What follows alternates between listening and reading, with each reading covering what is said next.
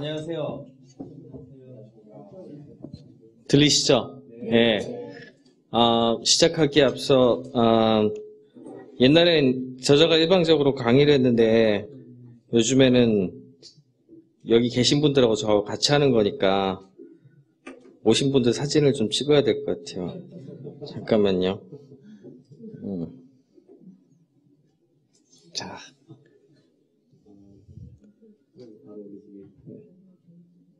네, 자, 하나, 둘, 셋. 뒤에 조명이 있어가지고 약간 빛이 좀 보이긴 하는데, 뭐 그냥 가겠습니다. 잠깐만 기다려주세요. 오늘 강연에 오신 분들하고 기념사진. 네, 아마 조만간 올라갈 것 같고. 한 시간 정도니까 시간은 충분할 것 같아요. 근데 워낙 내용이 방대해가지고 있는 말씀을 다 드리기는 어려울 것 같고, 제가 오늘 드릴 내용은 책에 있는 내용 중에 일부 좀 제가 뽑아봤고요.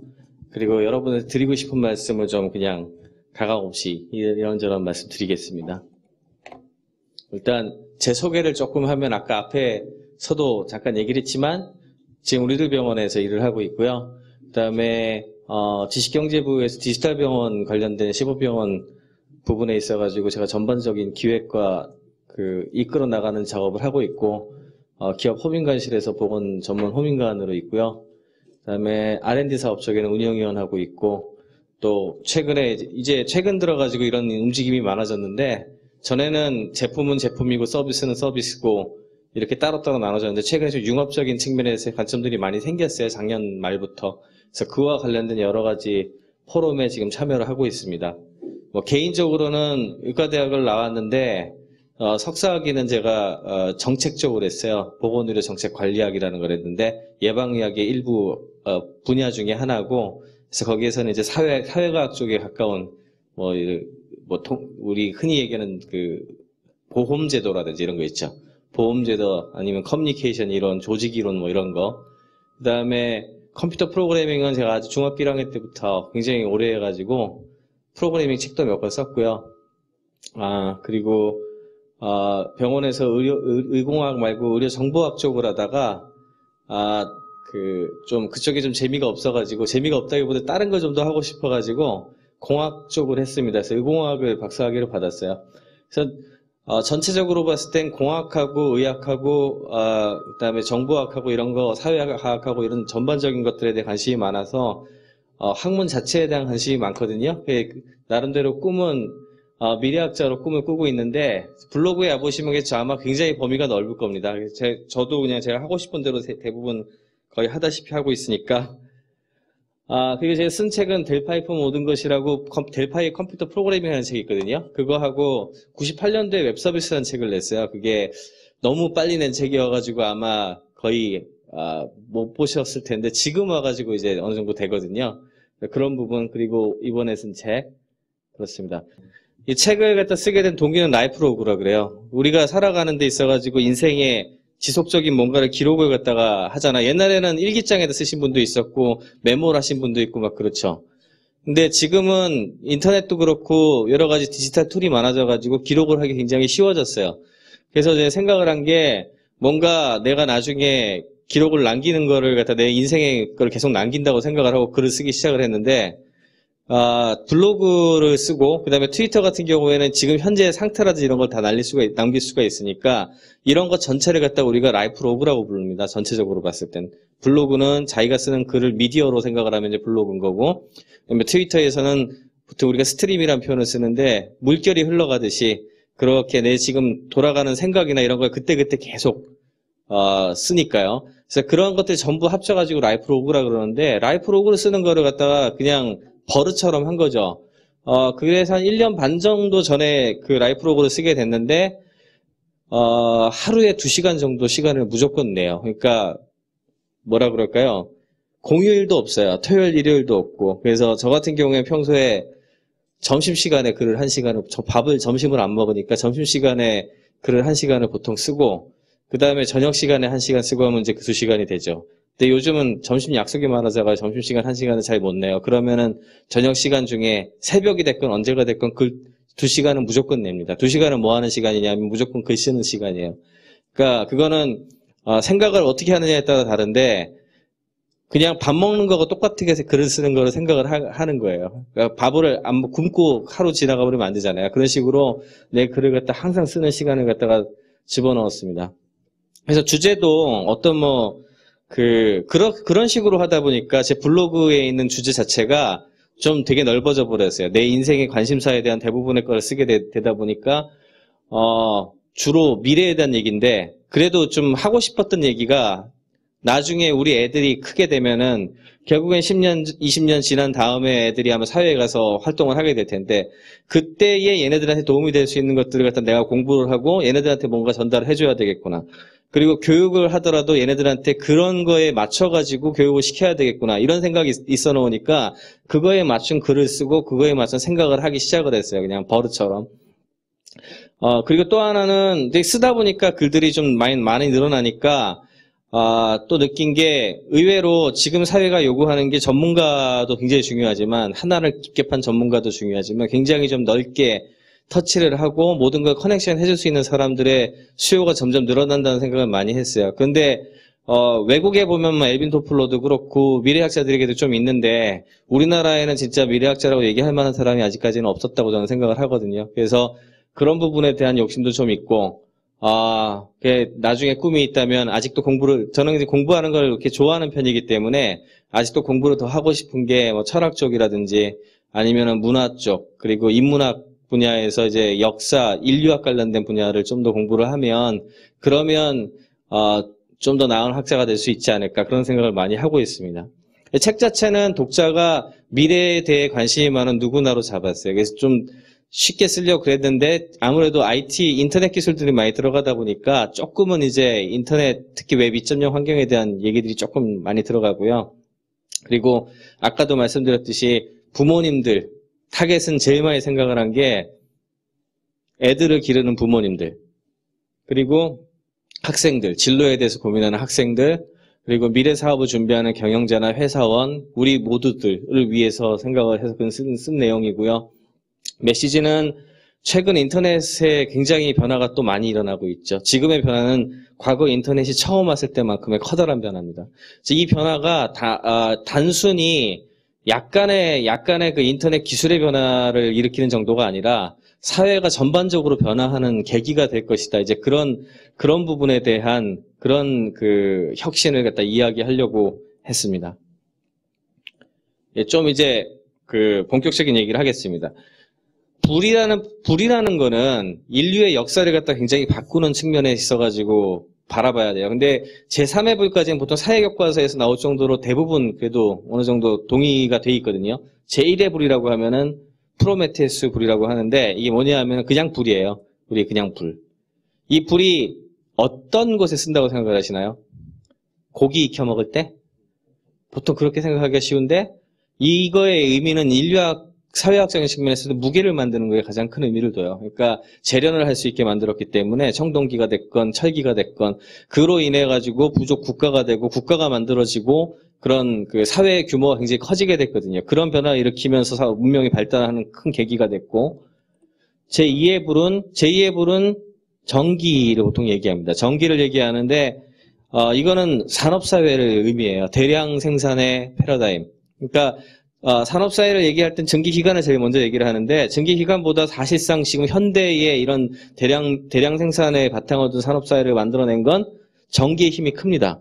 그래서 그거는 단순히 이렇게 우리가 농경사회에서 이렇게 국가를 만들었던 걸 떠나가지고 도시 개념으로 많이 갔죠. 도시에 사람들을 대량으로 묶어가지고 그로 인한 어떤 여러 가지 체제가 만들어지고 그 체제를 통해가지고 질서를 만들 수 있는 여러 가지들이 만들어지게 됩니다.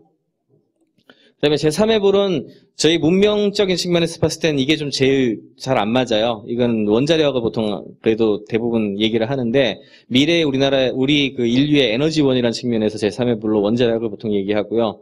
제4의 불은 뭐냐? 제4의 불은 지금 굉장히 설이 많아요. 그래서 누구나 이거 아직 다 동의하는 건 거의 없고 어디선 레이저라고 얘기하는 사람도 있고요. 빛에 대한 거 저는 그 의공학에서는 빛을 전공했습니다, 사실은. 그리고 또 하나는 핵 융합 에너지라고 얘기하는 사람도 있어요. 앞으로 미래 에너지원 제일 중요한 건 핵 융합 에너지야. 그래가지고 과학자들은 그렇게 얘기를 하는데 저는 이제 사람들의 힘이라고 생각을 합니다. 그래서 휴먼 에너지가 과연 우리 세상을 어떤 식으로 바꿀 것인가, 그게 이 책의 내용입니다. 불이 되려면 불의 조건이 있어야 되는데 어떤 조건이 있나 하면, 불이 되려면 일단 매질이 있어야 돼요. 그러니까 태울 게 있어야죠. 원자력 같으면 뭐 우라늄이 있어야 될 거고, 그 다음에 장작불 같으면 장작이, 마른 장작이 이제 매질이 되는 거고, 그런 거죠. 그 다음에 전기 같은 경우는 전도체가 있어야 되니까 이제 굴이라든지 뭐 이런 게 매질이 되고, 그 다음에 불씨가 있어야죠. 불씨 같은 경우에는 불을 던지는 거죠. 또는 원자력 같은 경우에는 처음에 히팅하는 그 원자 그 관련된 거.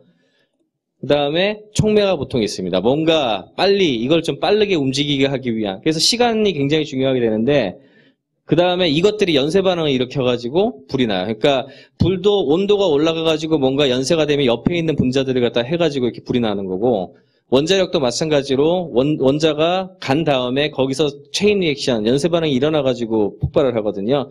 그런 거와 같은 형식이 돼야 불이 일어납니다. 휴먼 에너지는 지금까지 매질의 형태로는 대부분 다들 갖고 있었어요. 그러니까 장작불이 아무리 좋아도, 장작이 아무리 좋아도 젖어 있고 여기저기 있어서 불이 살짝 던져가지고 불이 절대 안 붙죠. 그렇죠. 이게 불이 붙으려면 어떤 불이든지 조건이 시간의 구애를 받습니다. 시간이 짧은 시간 내에 뭔가 굉장히 합쳐져가지고 폭발적인 걸 만들어내지 않으면은 절대로 불로 승화되지는 않거든요. 움직이기는 못해요. 뭔가를 움직이게 하거나 그런 건 불가능한 거죠. 근데 휴먼 에너지가 지금까지는 여러 군데 있었지만 이런 부분에 있어가지고 최근에 소셜 웹 환경이라는 게 실시간성을 통해가지고 사람들의 에너지를 모아주는 플랫폼이 생겨버리니까 그로 인해가지고 여러 군데에서 세상이 변하게 됩니다. 책 전반적으로 이제 키워드들이 여러 개가 나오는데 키워드 몇 개만 좀 소개시켜 드리려고 제가 여기 꺼냈는데요. 하나는 롱테일. 들어보셨어요? 롱테일이라는 얘기 아마 웹 2.0 하시는 분들은 얘기 많이 들으셨을 텐데, 공룡의 꼬리 얘기하는 거잖아요. 그래서 옛날에는 파레토 법칙이라고 해서 8대2 법칙은 많이 들어보셨죠. 8대2. 그러니까 80%의 일은 20% 사람들이 하고, 뭐 앞에 베스트셀러 20%가 80%를 해치우고 뭐 이런 식으로 굉장히 여러 다양한 형식으로 얘기들을 하는데, 전에는 그래서 그 앞에 것만 잡으면, 대량으로 보내는 건 앞에 것만 잡으면 대부분을 커버할 수 있다고 산업은 생각을 했었죠. 근데 알고 보니까 뒤쪽에 롱테일에 해당되는 부분들이 산업이 굉장히 많이 생기기 시작한 게 아마존에서 책을 판다든지 인터넷에서 하는 여러 가지가 생겼습니다. 그와 관련된 부분들이 하나의 키워드고요. 그 다음에 오픈소스와 개방. 옛날에는 무조건 가치 있는 건 돈 받고 무조건 팔아야 된다고 생각을 했는데, 지금은 그러지 않아도 가치가 만들어지면 그것이 다시 돌아올 수 있다는 어떤 그런 부분. 그 다음에 이 부분이 좀 특이한 건데, 시간의 개념이 굉장히 중요해요. 실시간으로 뭔가를 할 수 있을 때, 실시간화가 됐을 때 사람들이 움직입니다. 그러니까 우리가 세포에서 그 신경에서 어떤 그 자극을 받았을 때 신경 전도될 때도 똑같은데요. 뭔 말이냐 하면, 어떤 자극이 가면 그 자극이 시간이 지나면 무조건 떨어져요. 냄비근성이라고 그러잖아요. 막 이렇게 하다가 좀 지나면 사라지죠. 이게 뭔가의 그 실제로 액션으로 이어지려면 지속적인 자극이 가야 되고, 그게 짧은 시간 내에 들어가야 사람들이, 예를 들어 우리 모이자 하고 그래 모이자고 한 10번 20번 하더라도 친구들끼리 해도 하루 이틀 지나고 사흘 지나고 그러면 그 모임 안 만들어지죠. 근데 같은 친구들이 어쩌다가 같은 시간 내에 한 10명 정도가 모이자라고 얘기가 되면 그날 모여요. 그날 모입니다. 그게 사람들이 그 행동을 이끌어내게 하느냐 마느냐에 대한 부분이고요. 그러니까 시간이 굉장히 중요한 역할을 하고요. 그 다음에 이렇게 된다는 것은 혼자 살 수 있는 게 아니라 여러 사람들이 같이 참여를 하고 나눴을 때 되겠죠. 그래서 이런 참여와 공유, 이런 키워드들이 있게 되고, 그 가운데에 이런 소셜한 여러 가지 사회적인 현상들로 인해 가지고 우리 사회가 바뀌는 부분에 대한 것들입니다. 이 키워드들에 대한 전반적인 현상들이 책에 조목조목 많이 들어가 있고, 각 분야별로 예제가 들어가 있습니다. 그러면 소셜 부분에 있어 가지고 실제로 우리가 이렇게 그 휴먼 에너지를 갖다 만들어낼 수 있는 원동력을 만들어주는 게 여러 가지가 있겠지만, 저는 트위터가 굉장히 큰 역할을 한다고 생각을 해요. 그래서 이게 저는 정의를 에너지 플랫폼 포 휴먼 에너지라고 얘기를 하는데, 그러니까 사람의 휴먼 에너지를 실제로 쓸 수 있도록 만들어주는 에너지 플랫폼이다 이렇게 생각을 합니다. 그러니까 단순히 여기 계신 분들이 메시지를 전달하고 뭐 이런 수준의 것이 아니라 메시지만 전달한 게 아니에요. 메시지인 것 같지만 거기에는 여러분들의 생각이 들어가 있고 여러분들의 의도가 들어가 있고 여러분들의 관심사가 들어가 있죠. 그 다음에 트위터 같은 경우는 완전히 개방되어 있으니까 바깥에 있는 수많은 서비스 프로바이더들이 다양한 서비스를 만들 수가 있어요. 그림 올리는 사이트를 만드는 사람도 있고 번개 목고지 사이트를 만드는 사람도 있고 동영상 사이트를 만드는 사람도 있고 별별 사람들이 다 나오잖아요. 그거는 뭐냐면 실시간성을 이용을 해가지고 별의별 걸 다 만들 수 있게 만들어놓는 생태계예요. 그걸 어디까지나 가운데에는 사람들의 의도와 생각과 에너지를 주고받을 수 있도록 만들어주는 구조만 있는 거죠. 그렇기 때문에 이제 이런 그 플랫폼이라고 얘기를 하는데 그 왜 그렇게 되냐면 본질은 여기 있습니다. 사람들 간의 관계 구조예요. 제가 트위터에서 팔로워가 지금 한 4,400명쯤 되는데 4,400명이면은 제가 뭐라고 메시지를 하면은 이렇게 4,400명한테 전달이 되겠죠? 아이고. 4,400명 전달이 되겠죠? 여기까지만 하면 별게 아닌데 그 다음에 각 사람마다 평균 한 100에서 한 200명 정도 된다 그래요. 그러면은 4,400 곱하기 100 하면 44만 명이죠. 200 하면 80만 명이죠. 한 번에 그 다음번에 바로 80만 명한테 가는 거. 이런 구조에 의해 가지고 이 굉장한 시간을 단축을 시켜줍니다. 그러니까 에너지를 사람들의 에너지를 짧은 시간 내에 모아가지고 폭발시키는 플랫폼이에요. 그냥 간단하게 얘기를 하면은. 근데 그거에는 구조가 있는 거고 소셜 구조가 있는 거고 그 소셜 구조에 날아다니는 것이 뭐냐에 따라 가지고 어떤 거는 그냥 우리 일상적으로 보는 것들이니까 흘려버리는 거고 어떤 것들은 사람들이 에너지를 이건 도와줘야 되거나 뭔가를 해야 되라고 사람들이 움직이죠. 어저께 트위터 쓰시는 분들 계신 중에 보셨는지 모르겠는데 RH-5형 피구하는 거 보셨죠? 보신 분들 계시죠? 그게 그 만 명당 8명인가? 그 정도 있던가 그래요. 굉장히 드물거든요. 그래서 수요를 갖다 받기 어려웠는데 그 3시간 만에 6명 구했잖아요. 3시간 만에 6명이 가서 수요를 했대요. 굉장한 거거든요. 그런 부분은 뭐냐면 사람들이 이건 빨리 구해야 되겠다 해가지고 다 퍼뜨린 거잖아요.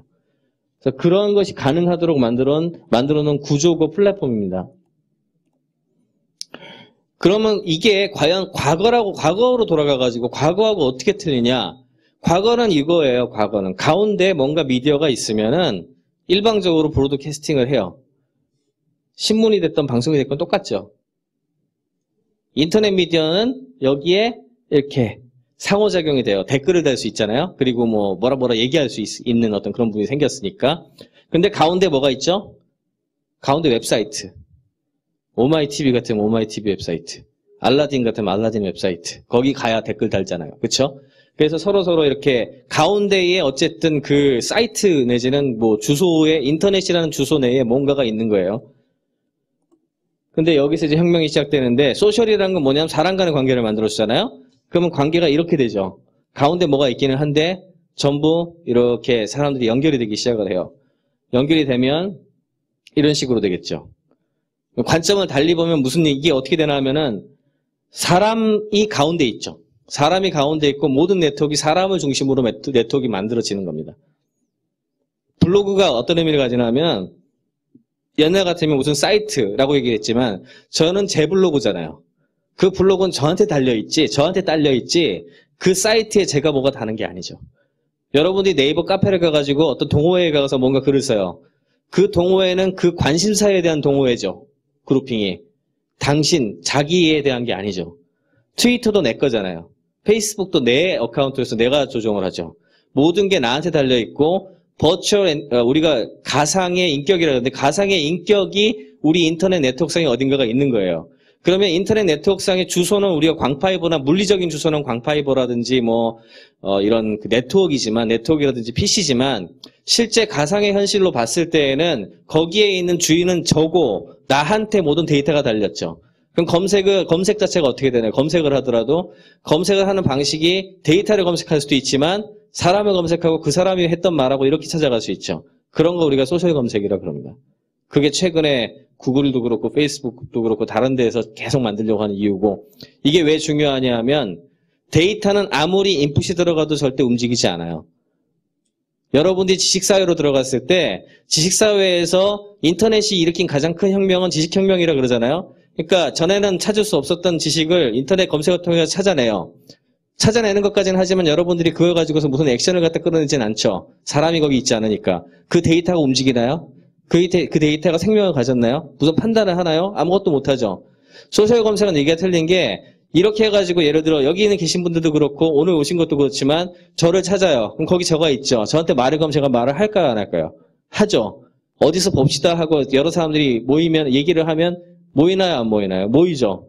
이메일에서 그런 거 찾으실 수 있어요? 못 찾죠.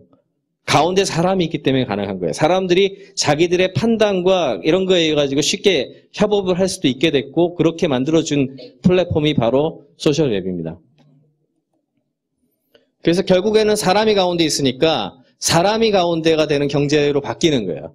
그런 사람이 중심이 되는 정제학, 경영학에 대한 거, 사람이 중심이 돼가지고 어떤 식으로 앞으로 세상이 변할 것이며, 기업은 어떻게 변할 거고, 교육은 앞으로 어떻게 해야 될 거고, 개인의 능력이 더 중요해지니까 해당 개인의 능력을 키워야 될 거 아니에요? 그런 부분과 관련된 여러 가지 변화가 파생이 될 수밖에 없어요. 이건 철학의 변화거든요. 단순히 뭐 인터넷 기술의 변화가 아니에요. 옛날 같으면 좋은 회사다 그러면은 회사가 좋은데 인재가 모이죠. 브랜드 파워를 갖다 믿고서. 지금은 좋은 사람이 많이 모여있는 회사가 좋은 회사입니다. 그만큼 사람들 각각에 대한 히스토리라는 이런 것들이 가지게 가는 거죠. 그래서 결국 이거는 어떤 물건에 대한 게 아니라 사람에 대한 거다. 그래서 그게 사람에 대한 그 부분들이고 몇 가지 예를 보여드릴게요. 이 사람 아시는 분 계세요? 카렐 패트라는 사람인데 이번에 IT 지진 참사 아시죠? IT 지진 참사 났을 때 네트워크가 다 끊겼어요. 네트워크가 다 끊겨서 보통 취재를 하려면 사람이 컨택이 돼야 되잖아요. 그래서 지국에서 아무리 연락을 해도 전화 안 되지. 그 다음에 무선 전화도 안 받지. 그러니까 취재를 할 수가 없잖아요. IT 뭐 비행기 타고 건너가기 전에는 저 지진 났대는데. 그래서 스카이뉴스라는 데 그 기자가 있는데 그 사람이 이거를 생각을 하고 트위터에서 검색을 했어요. 인터넷 어딘가에 누군가가 뭐 글을 쓰는 게 있을 거야. 그래가지고 찾아봤더니 이 사람이 사진을 몇 개 올린 게 있었어요. 그 사진 올린 거를 갖다가 그 커넥션을 해가지고 구글톡이라는 그게 있는데 구글톡이란 걸로 채팅을 걸어가지고 이 사람 아이디 알아낸 다음에 채팅을 해가지고 저 사람한테 허락을 얻은 다음에 15장의 사진을 특종으로 올렸어요. 그 다음에 인터뷰해야 되잖아요. 인터뷰 어떻게 해요? 인터뷰 유튜브로, 인터뷰를 스카이프로 했습니다. 보시면은 직접 보여드릴게요. 예, 이게 굉장히 메이킹 필름 지금 이 15개 화면이 사진인데요. 이게 처음 그 IT 해준 사진이에요. 특종 보도가 소셜 검색을 통해 가지고 그 사람을 컨택한 다음에 이루어졌고 이런 식으로 계속 찾았고요. 이게 지금 이렇게 왜 스카이프 가지고서 하면은 인터넷으로 이렇게 얘기를 할 수 있거든요. There's a lot of people who need really help, who need waters, who need medication. 그래서 이런 식으로 하는 가정들이 뭐냐 하면 결국에는 취재진들이 움직이지 않고 영국에 있는 스카이뉴스는 영국에서 특종을 잡은 거죠. 거기서 자기가 트위터, 소셜미디어, 커뮤니케이션 능력이 좋으니까 찾아가지고 컨택하고 인터뷰 따고 전부 다 해가지고 세계 특종을 터뜨린 거예요. 옛날 같으면 어떻게 됐을까요? 옛날 같았으면 아예 사람들이 이게 연락이 안 됐을 거예요. 한동안 연락 안 되고 가가지고 뭐 하기 전에는 아무 연락, 거기에 무슨 일이 벌어지는지 아무 사람들도 몰랐을 겁니다. 실제로 이 부분에 있어가지고 또 중요한 게 사람들이 어떤 식으로 움직이느냐에 대한 부분인데 제가 굉장히 좋아하는 사람이에요. 데니얼 핑크 제 하이 컨셉 앤 하이 터치라는 그 블로그 필명도 여기에서 사실 갖고 왔는데 데니얼 핑크가 얘기한 것 중에 인터널 모티베이션에 대한 얘기가 있어요. 그러니까 내부의 동기부여에 대한 얘기가 있는데 이게 이제 캔들 프로블럼이라 그래가지고 촛불에 대한 이야기거든요. 촛불 이야기 지금 이렇게 보니까 쉬운데요. 이게 생각보다 몇 분 걸린대요. 생각하기에 뭐냐 하면은 밑에 테이블이 있고 앞정 주고 성냥 주고 초를 줘요. 이렇게 여기서 촛불에 불을 붙인 다음에 촛농이 바닥에 테이블에 안 떨어지게 어떻게 하면 할 수 있겠니? 라고 묻는 거거든요. 정답은 이거예요. 이렇게 테이블에 앞정을 붙여가지고 월에다 붙여 이렇게 하면은 여기 떨어지니까 밑으로 안 떨어질 거 아니에요. 이건데 요걸 생각을 잘 못해가지고 사람들이 뭐 이걸 앞정을 이쪽에도 붙여보고 저쪽에도 붙여보고 하면서 5분 10분 걸린대요 보통. 근데 이거를 우리가 바깥에서 인센티브라는 거 있잖아요. 그래서 두 그룹으로 나눈 다음에 이게 시간을 재거든요. 언젠가 풀긴 풀어요. 5분이 걸리기도 하고 10분이 걸리기도 하고 막 그러는데 요거를 갖다가 한 그룹한테는 1등으로 푼 사람한테가 100% 준다 그랬어요. 1등으로 푼 사람한테 100% 줄 테니까 네가 열심히 좀 풀어봐 하고 돈을 막 준 거죠. 다른 그룹한테는 아무런 보상 없이 그냥 좀 풀어봐요. 이렇게 하고 왔어요. 어느 쪽이 더 잘 풀었을 것 같아요? 돈 안 준 쪽이 훨씬 더 잘 풀어요. 돈 안 준 쪽이 훨씬 더 잘 풀어요. 왜냐하면 이게 이제 이 뒤에 후속 연구가 굉장히 많이 나왔는데 바깥에서 돈을 주고 경쟁을 유도했을 때 사람들이 창의력이 이런 거를 보통 픽스드니스, 우리의 생각의 어떤 고착이라 그러는데 바깥에서 주는 어떤 인센티브가 사람들의 생각을 굉장히 좀 창의적인 생각은 막는 경향이 있어요. 그래서 창의적인 것을 할 때는 협업을 더 잘할 수 있는 어떤 그런 부분하고 우리 내부에서 동기부여가 되는 게 훨씬 일을 많이 만들어냅니다. 그러니까 내부에서 이런 동기부여가 됐을 때 실제로 사회에 기여하는 사회의 가치를 만들어낼 수 있는 어떤 그런 시작이 돼요. 결국에는 처음 스타트는 사람들의 이런 동기부여로 해가지고 웹 2.0 방식으로 넘어가게 되는데 웹 2.0을 이해를 하려면 키워드 몇 개만 하시면 돼요. 저는 개인적으로 웹 2.0에 대한 여러 가지 얘기가 많지만 요 두 가지만 보통 얘기를 합니다. 쉽고 싸다. 쉽고 싸기 때문에 모든 게 지금 변한 거예요. 옛날 같았으면 못했던 거를 지금 쉽고 싸기 때문에 하는 거예요. 예를 들자면은 여러분들 사진 찍어가지고 어디에 올리는 거는 뭐 때문에 카메라가 가격이 엄청 싸진 데다가 들고 다니기 편하고 인터넷으로 바로 원버튼으로 올라가고 이렇게 됐기 때문에 그렇죠. 카메라를 갖다가 PC에 전송시킬 수 있기 때문에 그렇다고요. 그 다음에 우리가 휴대폰에다가 뭔가를 할 수 있게 된 것도 옛날에 휴대폰 엄청나게 컸잖아요. 그거를 갖다 못 들고 다녔을 텐데 그게 가격이 엄청 싸지면서 사람들이 아무나 들고 다닐 수 있게 되니까 된 거잖아요. 마찬가지인데 뭐든지 일이 쉽고 싸지면은 그 방향으로 혁신이 일어납니다. 혁신이 일어나는 어떤 그런 방식인데 마찬가지로 프로페셔널리즘이라는 것도 직업적인 거 그리고 굉장히 여러 가지들이 있겠지만 옛날에는 의과대학 같은 경우는 의과대학 공부 되게 오랫동안 해야 되고 정보가 갇혀 있으니까 그랬지만 최근에는 구글 검색을 하면 다 나오니까 어떤 환자들은 의사들보다 더 많이 알고 오는 경우가 있어요. 특히 희귀병 같은 경우에 특정 논문까지 전문 사람들이 다 찾아가지고 오면 그런 거를 우리도 공부하기 전에 모르잖아요. 그러니까 그런 경우는 그런 파트에 대해서는 그 사람들이 더 많이 알 수밖에 없어요. 그럼 결국 무슨 말이냐면 검색에 대한지 이런 것들 때문에 문턱은 없어졌고 시간을 갖다 조그만 파트에 많이 투자를 하면 그 분야만큼은 그 사람이 더 많이 알 수가 있어요. 근데 이게 협업이 돼버리면 어떻게 되죠? 같이 그 조그만 파트가 다 모이면 굉장히 거대한 걸로 변하죠. 대표적인 게 위키피디아입니다. 위키피디아가 그 수십만 명이 들어가가지고 자기 파트 하나하나를 갖다 해가지고 올려가지고 합치니까 전 세계의 어떤 백과사전보다 더 많은 역할을 하게 된 어떤 그런 거죠. 여기까지만 하면 세상의 변화가 그렇게 크게 많이 일어나지 않을 수가 있어요. 그냥 모래알 같기도 하고 그거에 대해서만 얘기가 되잖아요. 근데 이게 만약에 어떤 구조가 있어가지고 서로 막 나눠 가지게 돼요. 서로 막 일부러라도 나눠 가지려고 더 하고 그 다음에 서로 맞는 것들이 있어가지고 막 협업이 일어나요. 협업이 일어나게 되면은 나눌수록 커지고 강해지는 효과가 나타나거든요. 그리고 이런 약간의 투자가 이런 방향으로도 튀고 저런 방향으로 튀면서 굉장히 다양한 형태의 현상을 만들어냅니다. 그런 걸 이제 매시업이라 그러는데 비빔밥의 미력이라고 저는 표현을 하고 있어요. 결과적으로는 쉽고 싸고 단순한 것이 혁신을 이끈다. 그게 싸고 쉬운 혁신에 대한 얘기입니다. 예를 좀 보여드릴게요. 이제 뭐 이론적인 내용으로 이렇게 해가지고 얘기를 하면 좀 재미가 없으니까 일단 집단 지성에 대한 예가 여러 가지가 있는데 요거는 우리가 크라우드 소싱 뮤직이라고 그러는데 오케스트라 아시죠? 오케스트라에서 음악을 갖다가 막 듣는데 유튜브에서 2009년에 글로벌 매시업이라는 걸 한번 했어요. 그래서 자 한번 보시겠습니다. 직접 보여드릴게요.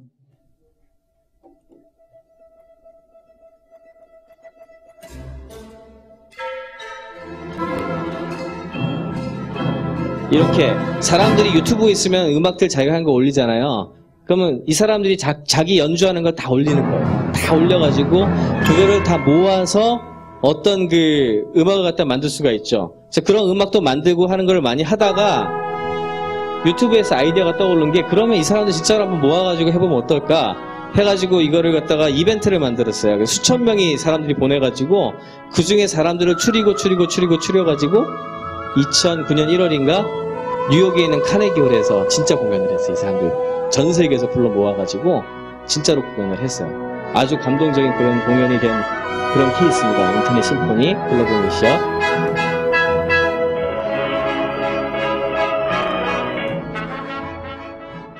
그 다음엔 요거 애니메이션인데요.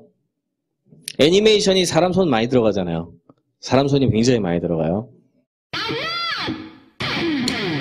The mass animation community presents a bold new step in storytelling. This year, animators from around the world work together on Facebook to make music come alive. 요게 굉장히 퀄리티가 높은 아주 좋은 애니메이션 예고편인데요. 요거는 페이스북이라는 우리 사람들 3억 5천만 명이 쓰는 그 서비스가 있어요. 거기서 한번 집단지성들이 애니메이터들을 모아가지고 한번 애니메이션 만들어보자 하고 시작을 한 거예요. 그러니까 여기에 이걸 다운로드 받는 사람이 15만 명. 15명이 다운로드 받아가지고 실제로 어플라이를 하고 그런 샘플 보내고 한 사람들이 뭐 수만 명이 됐어요. 그 중에 한 8천 명 정도가 뽑혔어요. 8천 명이 뽑혀가지고 그게 15에서 해서 44세까지 아주 다양한 사람들의 애니메이터가 전 세계 각지에 모여 있는데 그 사람들한테 조금씩 일을 줘갖고 실제 이걸 만든 거예요. 트레일러를 만들고 콘티 디렉터가 한 명 있죠. 그러니까 감독이 한 명 있고 감독이 나눠준 거를 가지고서 그 수많은 애니메이터들이 다 합심을 해가지고 만든 애니메이션 영화예요. 이게 제가 알기로 조만간 개봉하거든요. 그러니까 이런 식으로 작업이 지금 가능해진 겁니다. 그러니까 여러 가지 시스템이 가능해진 거죠. 그러면 과학은 어떠냐? 개인적으로는 이게 진짜 제일 무서운 아주 대표적이면서도 가장 많은 걸 얘기해 줄 수 있는 예제인데요. 이게 뭐냐면 과학에 대해서 좀 잘 모르시니까 제가 설명을 드릴게요. 우리 컴퓨터가 굉장히 똑똑할 것 같은데 컴퓨터가 좀 바보 같은 게 창의적인 건 잘 못해요. 창의적인 거 왜 못하는지 아세요? 계산은 잘하는데 계산은 잘해요. 그러니까 예를 들어 이게 우리가 단백질이 이렇게 3차원으로 생겼거든요. 이렇게 3차원 구조로 이렇게 생겼는데 3차원 구조로 생긴 거가 그 에너지 레벨이라는 게 있어가지고 에너지가 낮아야 안정화가 되기 때문에 잘 안 부서져요. 에이즈 백신 못 만드는 이유가 뭐냐면 에이즈 백신에 들어가는 단백질이 있잖아요. 그 단백질이 상온에서 되게 잘 부서져요. 그러면 그게 우리 몸에 들어가지고 면역을 잘 못 일으키거든요. 그럼 뭔가 좀 얘가 좀 안정화된 구조를 알아야 되겠죠. 어떻게 하면 안정화된 3차원 구조가 될까? 그걸 엄청나게 고민을 하는데 컴퓨터가 할 수 있는 건 계산을 할 줄 알아요. 계산을 할 줄 알아가지고 이렇게 접히고 저렇게 접히면은 여기는 몇 점 저기는 몇 점 해가지고 에너지 수치가 얼마 이렇게 계산할 수 있거든요. 근데 사람이 접어야 돼요. 접는 거는. 지가 접지는 못해. 지가 어떤 모양으로 접히는지 모르는데 계산을 할 줄 알아요, 컴퓨터가. 그걸 할 수 있는 그 프로그램을 짠 게 있는데 슈퍼컴퓨터를 돌려도 몇 달을 걸려야 프로틴, 단백질 한 개를 이렇게 계산해낼 수가 있거든요. 그래서 이걸 어떻게 하나 하면은 수많은 그 과학자들이 직접 접어요. 좀 이 규칙을 알잖아요. 규칙을 아니까 막 접어가지고 이거 계산해보고 이거 계산해보고 해가지고 네가 만든 게 제일 낫다. 그러면 이렇게 해가지고 발표하고 이 구조는 이렇습니다. 발표 이런 거거든요. 근데 요거 가만히 하다 보니까 올해 2009년 초에 워싱턴 대학의 유니버시티 오브 워싱턴이라는 워싱턴 주립대학에 있는 한 화학과 교수가 온라인 게임을 하다가 이거 그럴 게 아니라 이거 어차피 다들 잘 이거 규칙화 시키면 다 할 수 있을 것 같은데 이걸로 온라인 게임을 만들어 버렸어요. 게임을 어떻게 만들었냐? 전문가들이니까 뭐 전문가들 다 알 것 같지만 사실은 이 접는 규칙이라는 게 그렇게 뭐 아주 방대한 건 아니거든요. 예를 들어 여러분들이 포카 치려고 그러면 포카 배워야 되잖아요. 그 다음에 뭐 화투를 쳐도 화투 규칙을 배워야 되잖아요. 그 다음에 규칙에 대해 규칙을 서로 알고 같이 치면 알잖아요.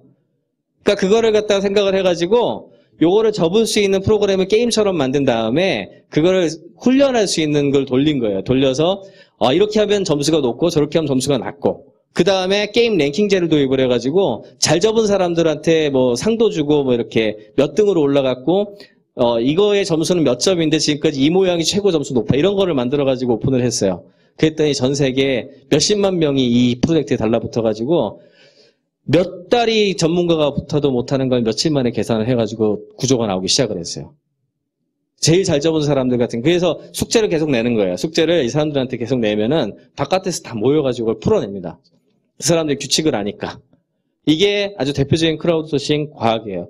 이런 현상을 이용하는 비즈니스부터 그렇고 과학도 그렇고 이런 부분들이 계속 지금 일어나고 있습니다. 지금까지 이렇게 총론적인 얘기를 드렸다면 그럼 과연 이제 강론적으로 들어가지고 이제 뒤에 책 같은 경우에 뒤에 여러 분야들이 있잖아요. 그럼 어떤 식으로 변할까?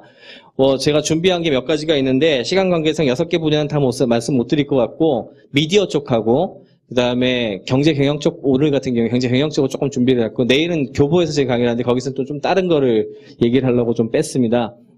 미디어 같은 경우에 이게 파이널 에디션이라고 콜로라도에서 150년이 넘도록 만들어진 신문이에요. 근데 이 신문이 굉장히 이 다큐멘터리 굉장히 유명한 다큐멘터리인데 몇 분 동안의 다큐멘터리지만 모든 사람들이 울어버렸어요. 왜냐하면 그 역사 깊던 그 신문사가 아무것도 못하고 팔지도 못하고 그냥 파산 선언을 하는 어떤 그런 거를 자기네들이 담담하게 굿바이 콜로라도 이렇게 찍어내면서 영상까지 담아가지고 공개를 했어요. 그래서 미국 전체가 다 특히 미디어 종사하는 사람들 같은 경우에 굉장히 커다란 반향을 일으킨 건데 지금 미국 2위의 신문 그룹도 지금 망했죠. 신문의 몰락이라는 표현을 쓰는데 여기 오마이뉴스 와가지고 이런 말씀. 근데 오마이뉴스 같은 경우에는 그래도 약간 다른 쪽으로 접근하시는 곳이기 때문에 조금 대비를 하고 계시겠습니다만 신문의 몰락이 지금 되고 있죠. 이게 예측할 수 없었나? 이미 알고 있었어요. 이렇게 될 거라고 다들 생각을 하고 있었어요. 그래서 대비를 했어요. 어떻게 대비를 했냐면 아메리카 온라인 당시로선 가장 커다란 우리나라 같은 네이버 같은 포탈인데 그런 포탈들하고 협력을 해가지고 많은 사람들에게 저작권을 관련된 인식도 심어주고 법도 만들고 저작권 보호법도 만들고 우리나라도 그 영향을 받아가지고 많이 했죠. 그 다음에 이게 통으로 하면 비싸니까 기사별로라든지 좋은 글이 있으면 이런 걸 마이크로 페이먼트라고 그러는데 조금씩 어떻게 좀 예를 들어 우리나라 같으면 OK 캐시백 포인트라든지 도토리 같은 걸로 어떻게 좀 그것도 티끌모아 태산이잖아요. 다 모으면은 이제 이쪽에선 커지니까 그런 부분에 대한 모델을 만든다거나 또는 기존의 미디어에서 TV 방송 같은 거하고 연결을 해가지고 우리 그 미디어법이 이제 대표적인 거죠. 그 신문 쪽에서 방송을 갖다 융합을 하면 좀 나아질 수 있는 기회가 있으니까 그런 부분이라든지 그 다음에 또 하나는 이게 이렇게 되더라도 뭔가 좀 감시할 수 있는 시스템이 있어야 되니까 DRM이라는 걸 만들었어요. 이거는 디지털 저작권 관리인데 우리 흔히 얘기 그 MP3 다운로드 받는 그거 멜론이라든지 이런 게 다 이런 게 걸려 있거든요. 근데 이런 부분도 이제 앞으로 풀릴 겁니다. 근데 이게 실제 뜻대로 잘 안 돼요. 왜? 이런 걸 우리가 벽쳐진 가든이라고 그러는데 저작권을 강화하고 DRM을 의무화하고 유료화하고 이 말은 뭐냐? 벽을 가능하면 높게 치고 이를 어기거나 침범하면 고소하고 강력한 제재를 하겠다 이런 얘기고 실제로도 아마 여기 계신 분들 중에 있는지 모르겠어요. 우리나라에서도 블로그 같은 거에서 특히 이제 본보기 고소하고 인터넷상에 강력히 대응하겠다 이런 신호를 막 보여줬죠. 근데 결과는 어떻게 됐나 하면은 DRM은 현재 기업 문서, 그러니까 그 보안이 필요한 거 있죠. 그런 부분을 제외하고 지금 거의 폐기 상태로 들어가고 있고 사람들은 더 날이 갈수록 정보 공유를 더 많이 해요. 트위터 링크도 그렇고 딴 것도 그렇고 그 다음에 이렇게 수많은 사람들이 이렇게 불법 복제를 하게 되면은 법무 비용 때문에 고소도 못해요. 왜냐하면 그 사람들 한 사람 한 사람한테 해봐야 얼마나 받겠어요.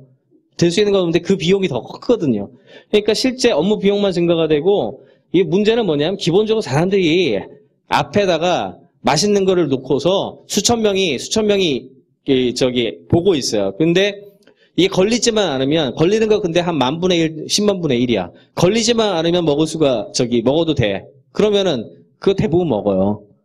그러니까 사람이 특성상 바로 원 버튼이면 클릭하고 가져갈 수 있는 걸 갖다가 못하게 하면 되나요? 그러니까 결국에는 완벽한 복제가 가능한 세상으로 이미 들어가고 있는데 무단 복제 수단이 이미 우리한테 주어졌는데 그것이 인터넷과 기술 혁신의 부분인데 이런 수단이 개방되어 있는 상황에서 이거를 막으려고 하니까 잘못된 거죠. 그러면 방법이 없냐? 방법은 있죠. 어떻게?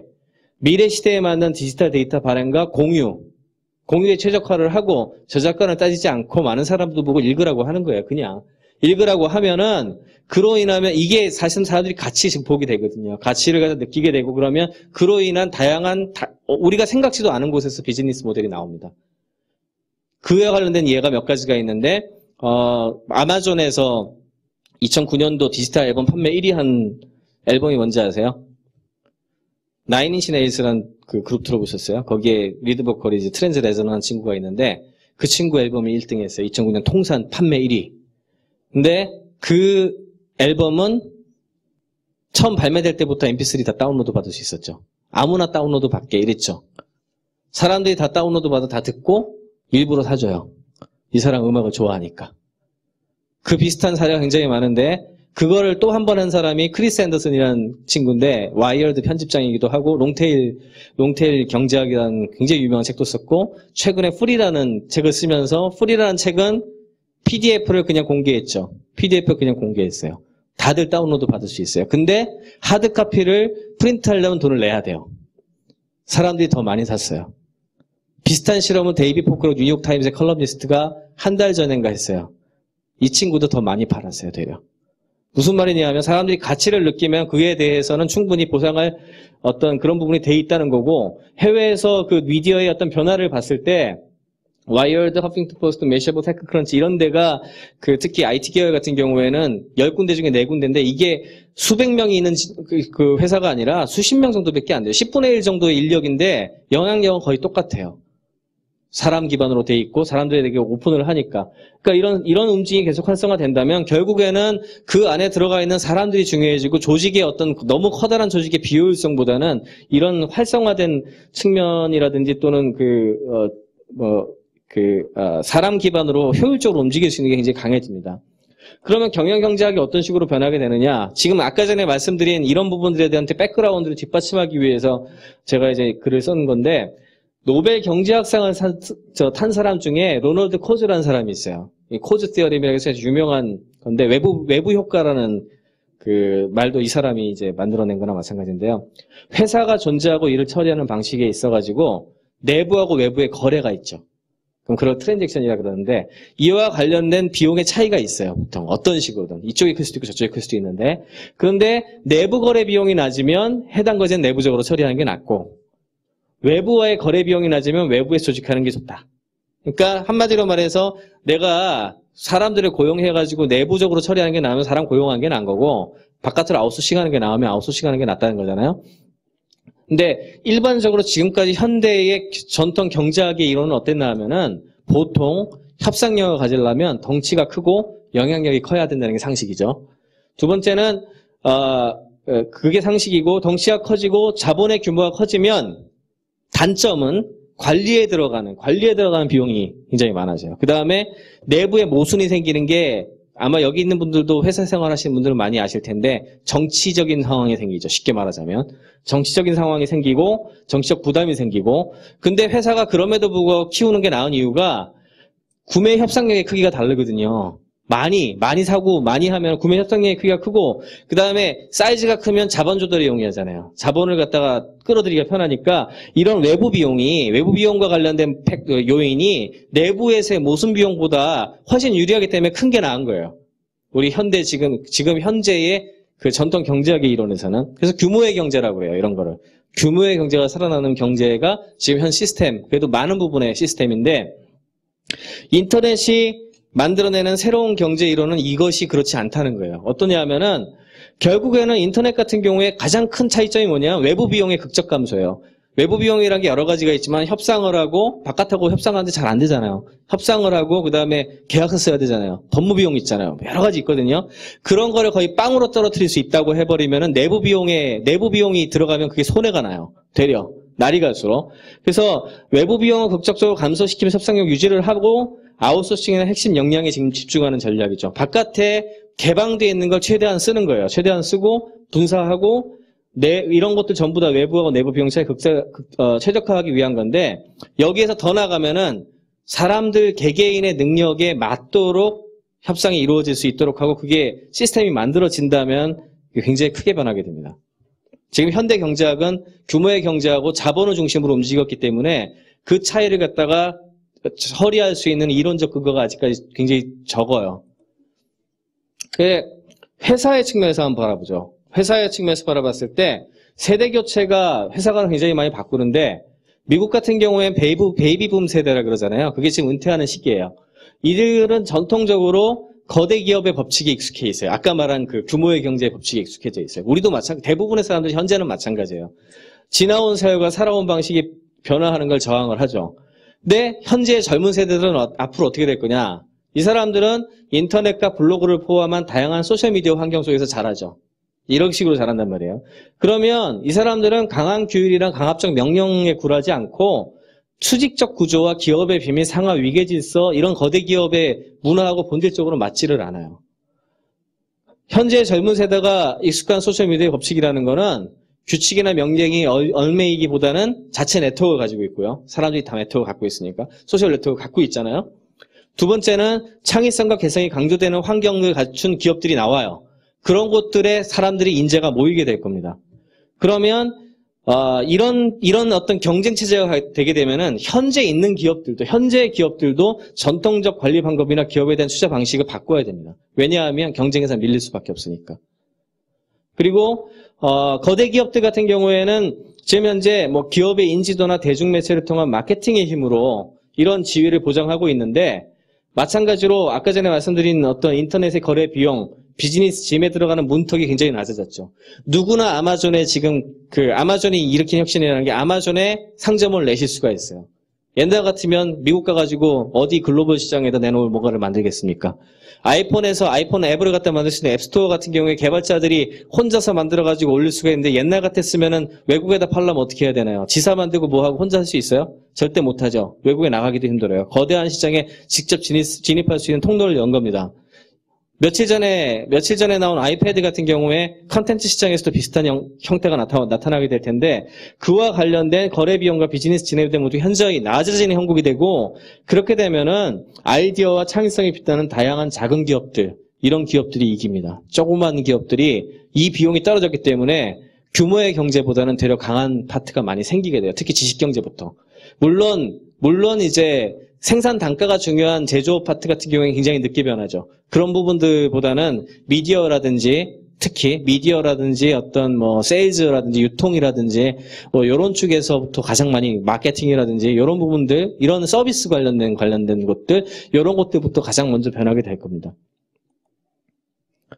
이런 거를 저는 이제 나노 경제학이라고 표현을 하는데요. 왜냐하면 이제 경제학 공부하신 분들은 조금 아실 텐데 거시경제학이라는 게 있어요. 이런 거 마크로 이코노믹스라고 그러는데 뭐냐면 국가 간에 그다음에 커다란 나라의 재정과 관련된 거 이런 거 위주로 이제 보는 경제 부분이 있고 미시는 이제 기업 간을 먼저 많이 봅니다. 기업 간을 많이 보게 되고 그러면 마이크로보다 더 작은 게 나노거든요.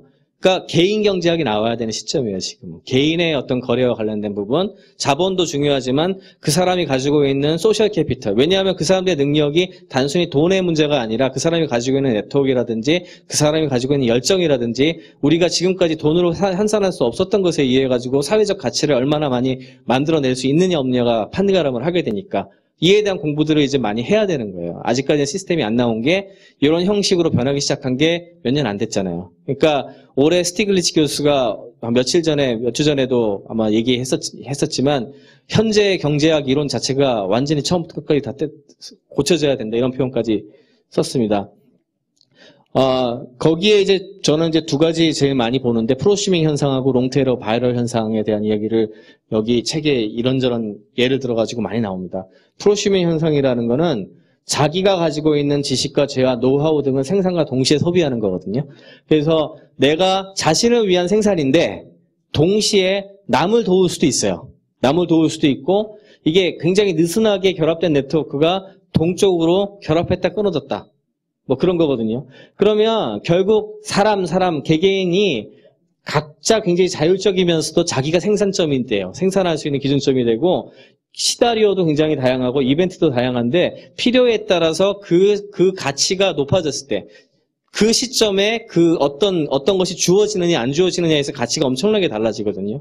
우리가 가격으로 매겼지만 효용가치라는 게 있기 때문에 효용가치라는 거는 실제로 그것을 필요로 하는 시점에 주느냐 안 주느냐가 굉장히 중요해요. 그래서 그 사람이 이 사람한테 주느냐 저 사람한테 주느냐도 굉장히 중요하게 돼 있고 그런 부분에 가장 효과적인 시스템이 나타나게 될 거고 이런 효율적인 시스템을 구축한 집단이 경쟁에서 승리하는 방식으로 갈 텐데 이런 거를 우리가 좀 더 증진시킬 수 있는 형태가 미래 경제학의 주류가 될 거다. 그걸 어떻게 시스템을 만들까? 그거에 대한 공부들은 뭐 제 몫은 아닌 것 같고 경제학 공부하시는 분들, 경영학 공부하시는 분들의 몫이겠죠.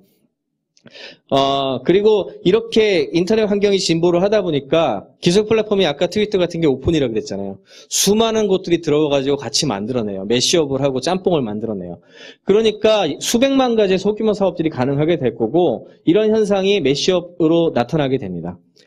이거를 어떻게 팔 거냐는 측면에서 봤을 때 시장의 측면에서 봤을 때는 또 롱테일하고 바이럴 현상이 굉장히 중요하게 보는데요. 옛날에 개인이나 소규모 사업단위 경제 효과에 대해서는 전통적 경제가 이걸 완전히 무시했어요. 그냥 커다랗게 봤거든요. 8대2 아까 파레토 법칙을 중심으로 해가지고. 근데 이게 산업사의 특징이에요. 대중과 매스, 대량 생산, 유통, 배포에 대한 시스템. 유통에 대한 게 미디어도 그렇고 그 다음에 우리 제조업에 대한 유통 파는 것도 똑같아요. 어떤 거대한 곳이 있어가지고 거기에 문턱을 넘지 못하면 지금 팔 수 없는 시스템이었잖아요. 모든 거를 갖다가. 가치를 일으키려면은 문턱을 넘어야 돼요. 예를 들어 많이 팔려면 이마트를 넘어야 되고 뭐 이런 식이잖아요. 아니면 방송에 나가려면 방송사를 뚫어야 됐잖아요. 근데 그걸 만약에 그쪽에 있는 것들을 직접 뚫을 수 있는 형태가 점점 많아진다면 어떻게 되겠어요? 시스템이 변하겠죠. 시스템이 우리가 우리가 어떻게 보면 100년 넘게 대량 생산 시스템 산업혁명 이후에 200년 동안 가지고 왔던 이 시스템이 균열이 일어나는 현상이 곳곳에 지금 있는 거예요. 균열이 일어나는 현상이. 이쪽이 효율적이면 그쪽으로 변하게 돼 있어요. 사람들은 가치를 많이 주는데 가치가 많이 더 주어지고 아이폰 이번에 들어온 거 보시면 아실 거예요. 균열이 생겨가지고 사람들이 가치를 더 많이 주기 시작하면 그건 걷잡을 수 없이 무너집니다. 왜? 갑자기 움직여요, 소셜 현상. 사회적 현상이라는 거는 티핑 포인트를 만나면 갑자기 변합니다. 이렇게 선형으로 변하지 않아요. 어느 날 갑자기 변해요. 왜? 이쪽이 훨씬 나으니까. 글로 다 옮겨가요. 광고도 마찬가지가 될 거예요. 광고도 지금은 쉽게 말하면 간본다는 표현을 저는 쓰는데 이게 좀 더 나을까 하고 보고 있죠. 이쪽이 더 낫다는 계산을 하고 그와 관련된 증거가 나오기 시작하면 모든 사람들이 글로 넘어가지 니네하고 관계가 좋았으니까 이쪽에 줄게라고 안 해요. 그냥 바로 다 넘어갑니다. 그런 식으로 혁신은 일어나게 돼 있어요. 혁신의 방향이 그렇고 앞으로도 그런 식으로 갈 거라고 하는 부분들. 그리고 이런 거를 갖다 나타내는 알리는 현상이 옛날에는 시간이라는 거에서 굉장히 한정이 됐고 알리기가 힘들었잖아요. 근데 지금은 유통에 대한 부분들이 정보 유통에 대한 부분들이 사람들한테 직접 넘어오니까 아까 트위터 얘기 말씀드렸죠. 그래서 유통 플랫폼이라는 표현을 말씀을 드린 건데 이런 걸 바이럴 효과라고 봅니다. 바이러스처럼 감염시키듯이 순식간에 퍼뜨리게 돼 있어요. 다 알려지게 되고. 그러면 이 부분에 대한 문제도 다 해결이 납니다. 예를 들자면은 저처럼 네트워크가 강한 사람이 있고 이게 네트워크에 대한 부분들이 굉장히 많은 얘기가 나올 텐데 그렇다 할지라도 그러면 조그만 걸 갖고 있는 사람들 네트워크가 적은 사람들은 기회가 없냐? 그렇지 않거든요. 예를 들어 제가 옆에 있는 사람도 있을 수가 있고 아니면 아는 사람일 수도 있고 또는 좋은 거일 수도 있는데 잠깐 눈에 띌 거 아니에요. 어디 노드가 많은 사람들이 눈에 띌 거란 말이에요. 그러면 이거 진짜 좋은 거네. 그리고 이건 알려야 되겠네 하고 마음 먹으면 그 사람을 통해 가지고 퍼지게 돼 있어요. 그러니까 옛날 같으면은 굉장히 한정된 채널을 통해 가지고 모든 걸 할 수 있었지만 지금은 여러분 주변의 친구들이나 큰 노드들을 중심으로 해 가지고 아주 다양한 형태의 네트워크 구성이 될 겁니다. 그게 이제 경제 경영에서 제가 얘기한 부분이고 그러면 미래의 회사가 필요로 하는 인재상은 뭘까? 다양한 회사마다 다 틀리니까 뭐라고 얘기하기 힘들겠지만 나름대로 총론적으로 생각을 하면 커뮤니케이션 능력이 뛰어나고 창의적이고 유연한 사고를 가진 사람. 그리고 변화하는 환경 속에 역동적으로 자신의 능력을 발휘할 수 있는 사람. 왜? 프로페셔널리즘이 별게 아니게 돼버리니까 그래요. 옛날 같았으면 그걸 잘하는 전문가라고 해가지고 그 사람한테 줬을 텐데 그거 하나만을 잘해가지고 살아남을 수 없는 시대가 되는 거예요. 왜냐하면 너무 세상이 빨리 변하는 데다가 그거에 대한 것보단 적응 능력이 더 중요시하게 되기 때문에 그리고 많은 사람들이 누릴 수 있는 감각적 직관, 예술, 작지만 전문가적인 식견을 비즈니스로 승화시킬 수 있는 인재 이런 사람들이 중요해질 거고 다양하면서도 타인과 차별화될 수 있는 재능을 갖춘 사람. 근데 현재 우리 아이들에 대한 부모의 교육이 어떤가요? 부모들부터 먼저 공부해야 돼요. 애들한테 이렇게 가야 된다고 얘기를 하려면은 앞으로 미래가 이럴 것이다 하고 부모들이 알아야 됩니다. 그거에 맞는 제목이 되기 위한 거를 할 것이고 지금 제가 말씀드린 변화는 당장 몇 년 뒤의 변화는 아니에요. 당장 몇 년 뒤의 변화는 아니겠지만 한 20년 뒤를 보면 분명히 그렇게 변해 있을 겁니다. 이미 물꼬가 터지기 시작했기 때문에. 처음에 산업혁명이 시작됐을 때도 처음에 그렇게 빨리빨리 가지는 않았어요. 근데 한번 물길을 넘기 시작하면서 굉장히 빠른 속도로 움직였죠. 그게 움직여지는 시점이 최근이에요. 앞으로 몇 년간에 굉장히 크다란 변화가 시작이 되면서 여러 산업 분야의 변화가 일어나기 시작을 할 겁니다. 그거를 과거의 방식이 아니라고 해가지고 막을 것이냐, 아니면은 이런 식으로 변화할 거니까 그 기존에 있었던 사고방식을 가지고 있으면서도 대비를 미리 좀 하면서 연착륙을 시키는 쪽이 유리한가는 모든 사람들이 판단해 볼 문제라고 생각을 합니다. 이 뒤에도 뭐 얘기가 많습니다만 시간이 뭐 거진 다 돼가지고 요 정도에서 마치도록 하겠습니다. 예, 감사합니다.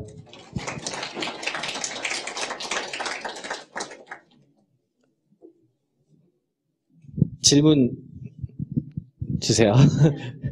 철학은 이런 건데요. 아까 전에 그 책에 보면은 분야가 많다 그랬잖아요. 그 분야들마다 이제 좀 더 자세하게 풀어낸 것이 이제 책의 내용입니다.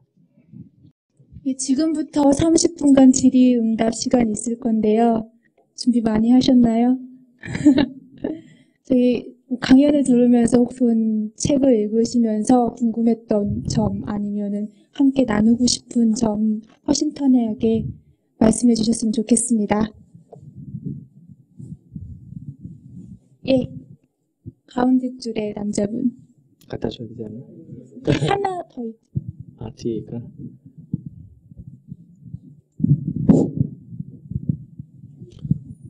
저도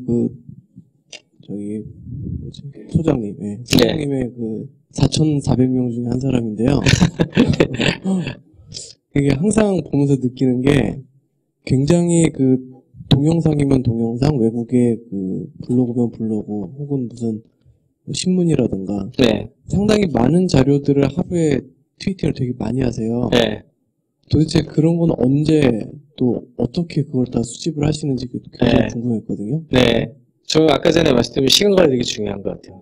만약 이제 개인적인 코칭을 한다면은 시간 관리가 되게 중요하다는 게 얼마나 내가 살아가면서 몇 시간을 하루에 어떻게 투자할까. 저는 이런 타임 얼로케이션에 있어가지고 일주일에 한 번 이런 건 절대 안 믿고요. 무조건 매일 해야 된다 생각하는 사람이라서 아침에 제가 굉장히 좀 일찍 일어나는 편이거든요. 일어나가지고 한 2시간 정도를 아까 전에 말한 이제 정보 수집에 쓰는데 저는 신문도 안 보고 인터넷 서핑도 안 해요. 트위터만 해요.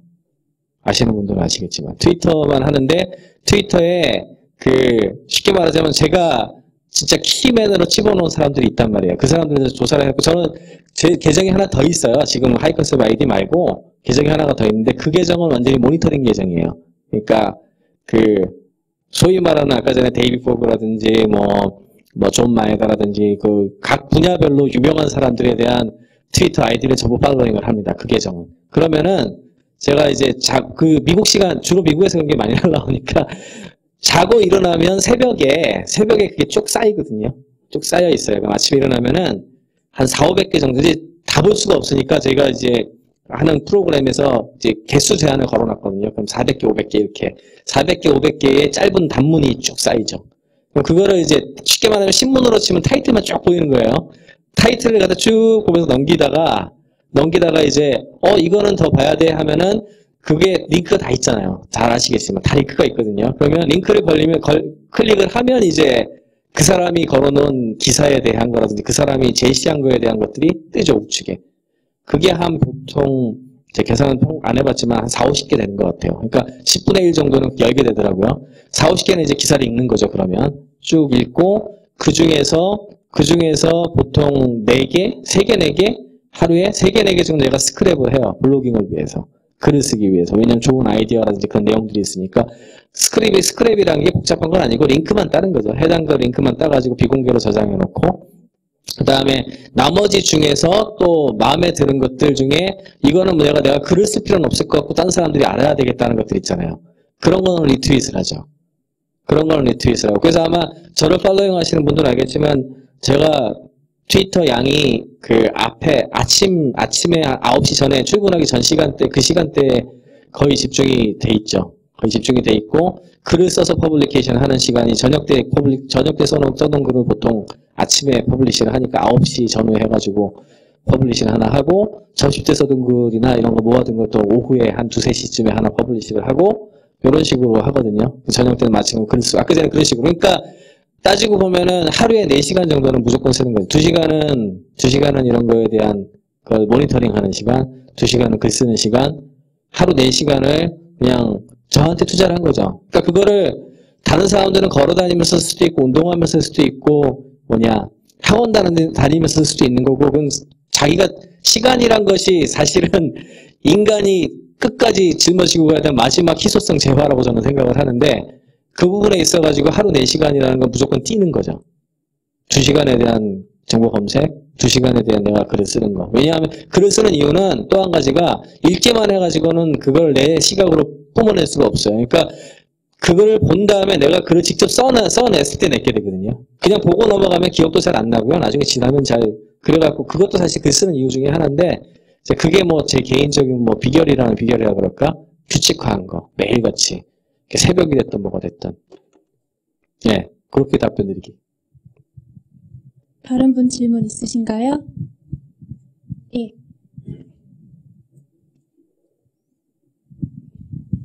네, 소장님, 예. 강의 내용 잘 들었습니다. 소장님께서 말씀하신 중에 우리 소셜 웹이 중심이 사람이라고 말씀하셨는데요. 뭐든지 기계는 거짓말 하지는 않지만 사람은 간혹가다 거짓말 하지 않습니까? 네. 그러면 이제 그런 사람이 중심에 대해서 우리가 네. 저도 이제 트위터를 하지만 분명히 부작용이 있을 거라고 네. 생각을 하는데요. 네. 그럼 그 부작용이 우리가 어떻게 더 대처를 해야 되는지 네. 그 방법 좀 알려주시겠습니까? 그게 자연적으로 대처가 돼요. 그러니까 이것만 가지고 또 강의가 따로 막 될 정도의 아주 중요한 현상인데, 그런 현상을 보통 우리가 그라운드 스웨어 효과라고 그러거든요. 이것만 주제가 돼가지고 또 연구된 분야가 있어요. 그게 뭐냐 하면은 바브라 스트라이샌드 효과라고도 하는데, 옛날에 미국에서 이렇게 지도를 찍으려고 경비행기를 띄워가지고 이렇게 해안선을 쭉 찍었어요. 근데 그 해안선 중에 밑에 바브라 스트라이샌드 집이 있었어요. 그게 찍혀 들어간 거야. 바브라 스트라이샌드가 딱 보니까 자기 집이 거기 있거든요. 집은 풀장이고 뭐고 다 보여. 그러니까 얼마나 화가 났겠어요. 예, 연락을 해가지고 그거 내리라고 그랬어요. 우리나라 네이버에서 커튼 쳐지는 거랑 똑같은데, 그래서 그 친구가 내렸어요. 내렸는데 한마디를 딱 던졌어요. 바브라 스트라이샌드가 이거 내리라고 그러더라. 그러면서 내렸어요. 그랬더니 사람들이 그 전에 본 사람도 있을 거 아니에요. 바브라 스트라이샌드가 이거 바브라 스트라이샌드 못 보게 했다 해가지고 다 퍼진 거예요. 다 퍼져가지고 도저히 막을 수 없을 정도로 막 이렇게 퍼져나갔는데, 그런 거 그라운드 스웨어 효과라고 그러거든요. 무슨 말이냐면 지금 현재의 바이럴 현상을 일으키는 인터넷, 그러니까 트위터뿐만이 아니라 유튜브도 마찬가지고요. 다른 인터넷 대부분의 현상들, 이런 네트워크 현상은 다 그런데, 이거는 옛날처럼 통제를 한다고 막아지질 않아요. 무조건 다 퍼지게 돼 있어요. 대처하는 건 딱 하나예요. 진실이 덮는 거예요. 진실이 덮어주는 거. 무슨 말이냐면 그 대표적인 대처 현상이 이제 도미노 피자에 있었는데, 도미노 피자에서 동영상 보신 분 있는지 모르겠는데 뭐 엉덩이에 대고 뭐 굉장히 더럽게 해가지고 뭐 도미노 피자 우리 이렇게 만든다 해가지고 올린 유튜브 동영상 수십만 명한테 갔거든요. 그거를 도미노 피자 사장이 직접 언론사한테 뭐 옛날 같았으면 기자 만나서 영업했을 거예요. 그 기사 못 나가게 해주세요. 빼주세요. 이렇게 했을 때 지금 막을 수가 없잖아요. 그러니까 그거를 직접 자기가 유튜브 채널을 갖고 있었거든요. 도미노 피자. 그 전에 미리 준비를 하고 있었어요. 네트워크 갖추려고. 그걸 통해 직접 올렸는데, 그 내용이 이제 우리의 공정이라든지 과정 같은 걸 더 투명하게 하고 뭐 징계하고 뭐 해가지고 아주 솔직하게 얘기를 했어요. 굉장히 솔직하게. 그러니까 그게 다 덮어졌죠. 그리고 또 한 가지는 잘못된 사실이 막 퍼질 수가 있는데, 여러분도 아마 똑같은 입장이 되면 될 거예요. 여러분들한테 뭔가 잘못된 소식이 와가지고 리트윗을 했어요. 어떻게 하다가. 그러면 자기 팔로워한테 잘못된 정보를 전달했잖아요. 근데 좀 지나서 보니까 그거를 그러면 그게 이슈의 확산 속도가 크면 누군가에게 결국 다 들어가게 되죠. 다 들어가는데 진실을 아는 사람이 있을 거 아니에요. 진실을 아는 사람이 이건 그게 아닌데 하고 얘기를 또 할 거예요. 그러면 진실과 거짓말이 부딪히는 자리에서는 그게 대질이 되기 때문에 진실이 무조건 이겨요. 팩트에서는. 그러면 마찬가지로 반대로 이제 그 네트워크 효과를 가지고 타게 되는데, 그 효과에서 여러분들이 잘못된 정보를 퍼뜨린 사람이 이게 잘못된 걸 알았어. 책임감 있죠. 바로 이거 잘못됐다고 난리죠. 순식간에 덮어져요. 생각보다 굉장히 빠른 속도로 자정효과가 나타납니다. 만약에 이게 과거에 이제 악플이나 이런 거에서는 익명성의 문제가 있어가지고 그런데 이거 같은 경우엔 트위터 같은 경우엔 특히나 여러분들이 저는 이런 걸 갖다 페르소나라 그러거든요. 가상의 아바타처럼 그 안에 내 자신이 있잖아요. 비록 내 이름은 직접 쓰지 않을지 몰라도 그거는 이미 거의 실체하는 거나 마찬가지예요. 가상 공간에. 개에 대한 체면이 있잖아요. 쉽게 말하면. 그것 때문에 그게 지켜집니다. 그게 자정효과에 의해서. 그래서 그런 부분들이 있기 때문에 크게 잘못된 어떤 그런 부분으로 가지는 않아요. 네. 예, 다른 질문 있으신 분? 네.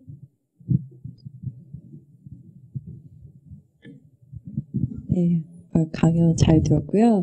저는 질문 드리고 싶은 게 저희가 이 소셜웹이라는 거 뭐 이런 그 새로운 문화나 뭐 어떤 트위터라든지 이런 매개체를 통해서 사람들이 소통할 수 있는 그러니까 뭔가 수단이 많아졌다라고 생각은 하지만 네. 오히려 그런 것 때문에 인간 대 인간의 소통이 아닌 네. 뭔가의 매개체를 두고서 하는 소통에 사람들이 점점 더 익숙해지는 게 아닌가라는 생각을 또 네. 하게 되는 것 같아요. 네. 그래서 오히려 어떻게 보면은 약간 좀 오타쿠화 돼가는 뭐 그런 현상들이라든지 뭐 사람과 사람이 만나서 뭔가 하게 되는 이런 소통이 줄어드는 거에 대한 현상은 어떻게 생각하시는지 궁금합니다.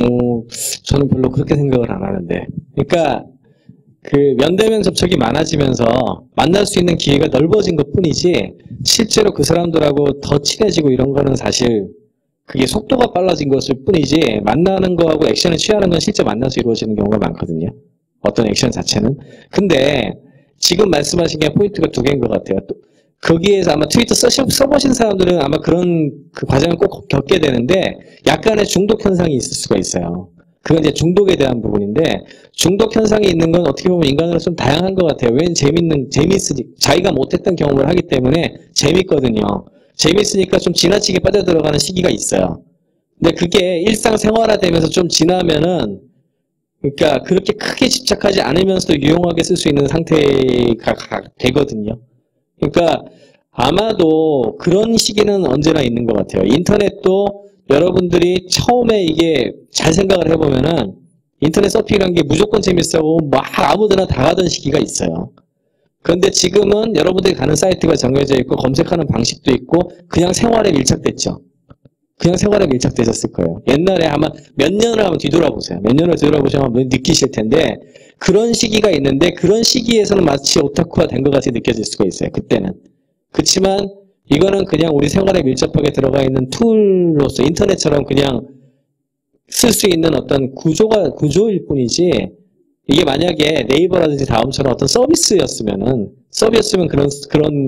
그게 가능할 것 같은데 결국엔 이건 그냥 공용 인프라가 될 겁니다. 공용 인프라, 소셜을 연결해준 공용 인프라가 돼버려서 마치 우리가 초고속 인터넷 서핑할 때 쓰듯이 소셜 네트워킹 연결되어 있는 구조를 내가 나름대로 끊고 연결하고 하는 거잖아요. 자기가 그런 거 우리가 소셜 서클이라고 그러거든요.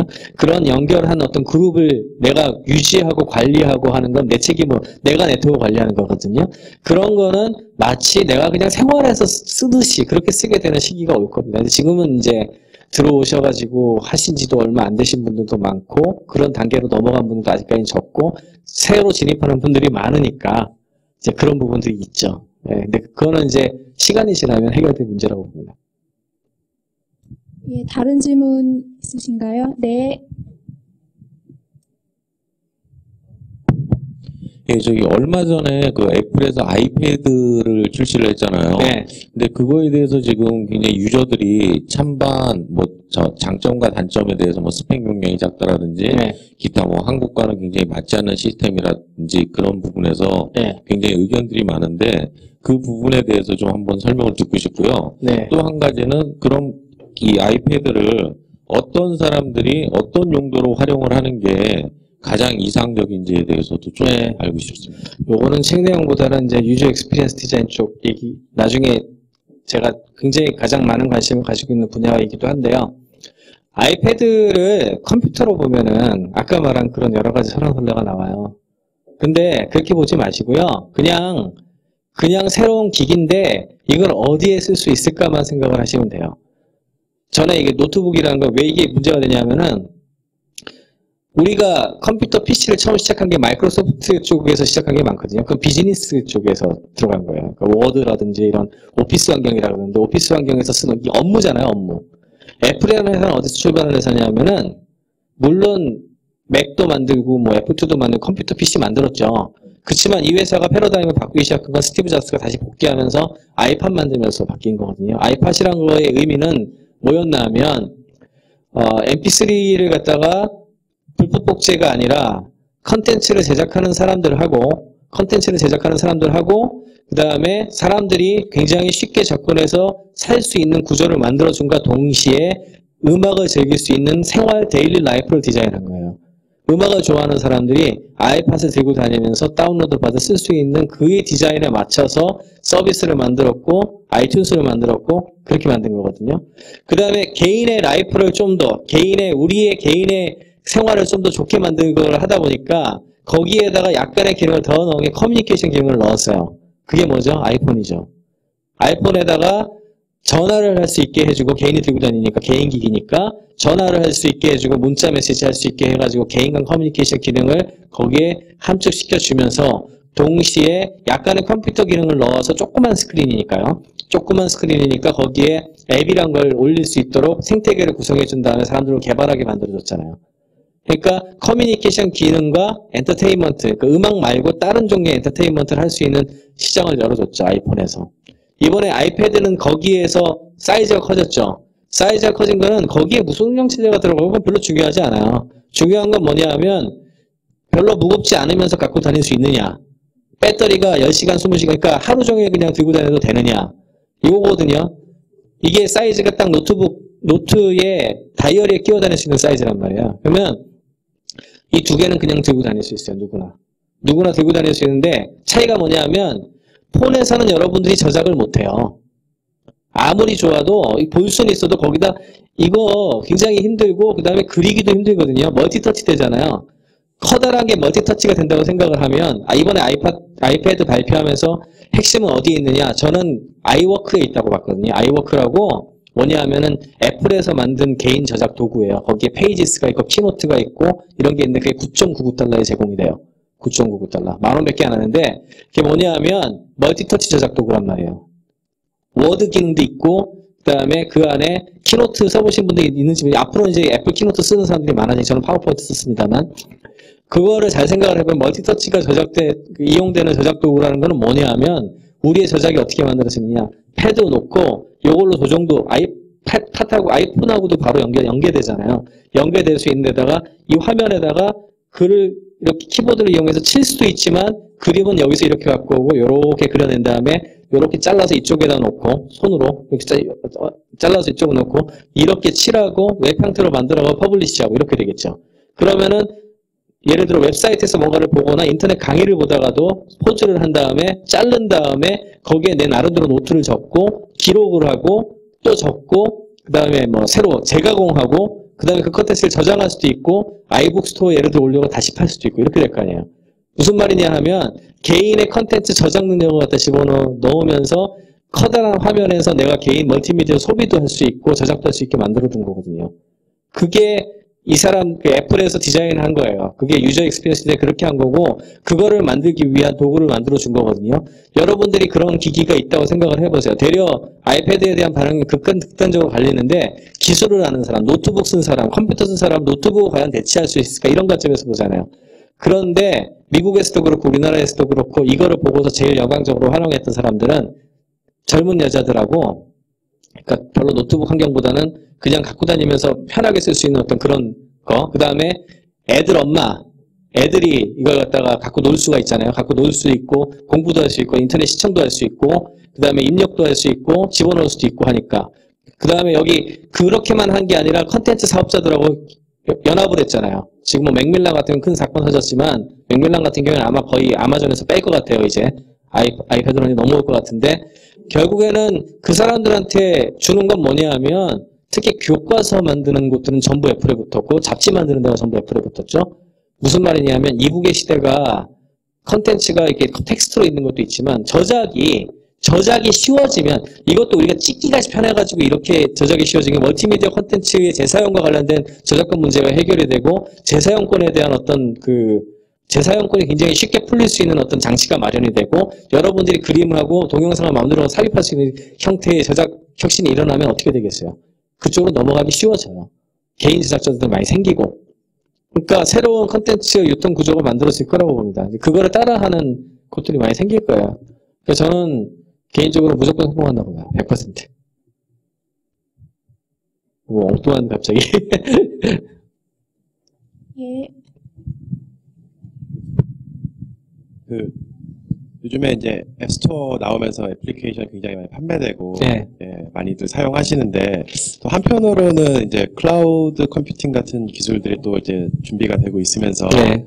조만간 이제 서비스가 본격적으로 나올 것 같기는 한데 향후에 그리고 또 이제 HTML5라든지 이런 기술들이 나오면서 이제 모바일 웹에서 이제 굉장히 풍성한 어떤 그런 사용자 경험을 제공할 수 있게 될 것 같은데 네. 그렇게 되면 이제 그 애플리케이션하고 그냥 모바일 웹하고 네. 어떻게 서로 발전을 해나가는지 그리고 또 그러니까 애플리케이션은 또 뭐 1인 기업이라든지 이제 그런 어떤 개인 개발자들, 소규모 개발자들이 유리했는데 네. 또 클라우드 체제로 가면은 또 대기업이 또 다시 유리해지지 않을까 네. 그런 부분에 대해서 어떻게 전망을 하시나요? 아, 그거는 제가 오늘 포스팅한 내용과 좀 연계되는 내용인데, 그게 사실은 구글하고 애플하고의 지금 싸움 전선이에요, 그게. 구글이라는 회사는 본질이 인터넷에 있는 회사거든요. 인터넷 회사이기 때문에 구글은 단순해요. 모든 사람들이 다 들어와서 쓸 수 있도록 만들어주고, 단말기 제조회사한테 좀 나눠주고, 그 다음에 예를 들어 뭐 서비스를 갖다가 만드는 것들한테 해주고 클라우드를 만들어주고 그렇게 하는 거죠. 그러면서 오늘 발표를 이제 아직 공식적으로 발표한 건 아니고 월스트리트저널에서 3월달에 이렇게 나올 거라고 얘기를 했는데 구글이 안드로이드 말고 크롬 OS라는 게 있어요. 크롬이라는 브라우저를 갖다 운영체제화를 하는데 그거에 타겟이 되는 거는 넷북들하고 구글도 태블릿이 나오거든요. 구글 태블릿하고 구글 TV예요. TV하고 이런 것들을 제조사들한테 다 알아서 만들게 하면서 그거를 이용을 하게 하는 건 뭐냐 하면 다 인터넷에 접속 쉽게 해가지고 구글의 서비스를 하기만 하면 자기네들은 조금만 수수료만 좀 띄면은 다 같이 먹고 살 수 있으니까 다들 네트워킹 하자 이거거든요. 애플은 하드웨어 제조회사니까 자기네들이 다 쥐어 자기 걸 팔아가지고 사는 회사고 굉장히 달라요. 개인의 경험치를 극대화하면서 잘 쓸 수 있도록 만들어진 게 애플이고 구글은 네트워킹을 하는데 거기에서 핵심이 지금까지는 구글이 클라우드에 굉장히 커다란 서비스를 많이 오픈을 했어요. 맵이라든지 뭐 구글 어스라든지 구글 메일이라든지 뭐 구글 독서라든지 이런 건 굉장히 규모가 큰 앱들이잖아요.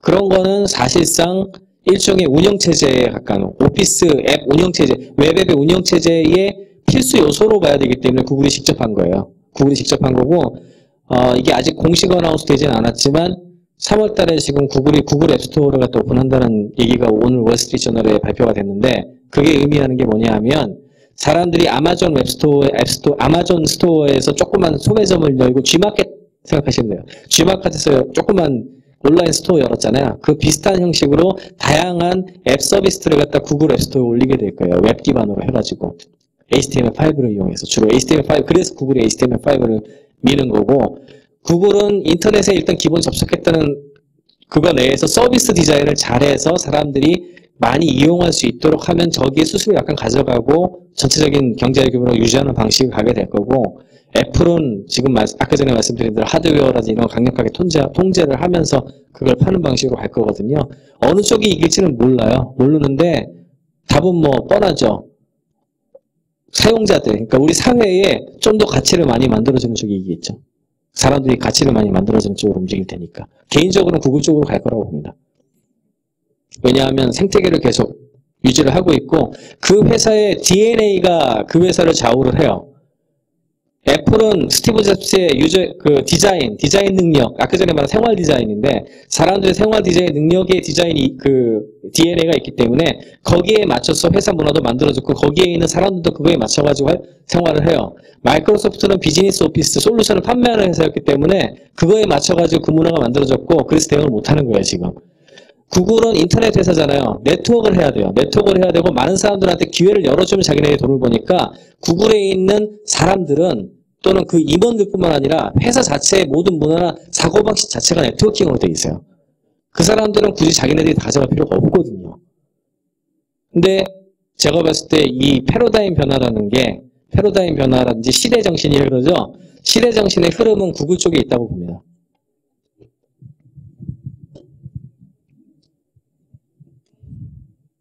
네, 말씀 잘 들었는데요. 그 미래사회의 변화가 결국은 소셜 웹을 기반으로 한 그 기회, 어떻게 보면은 모든 이들에게 기회가 주어진다는 말씀으로 이해하기도 했었는데, 네. 막상 또 역으로 생각해보면 그 정보 불평등의 문제가 사실 생길 수 있겠다. 네.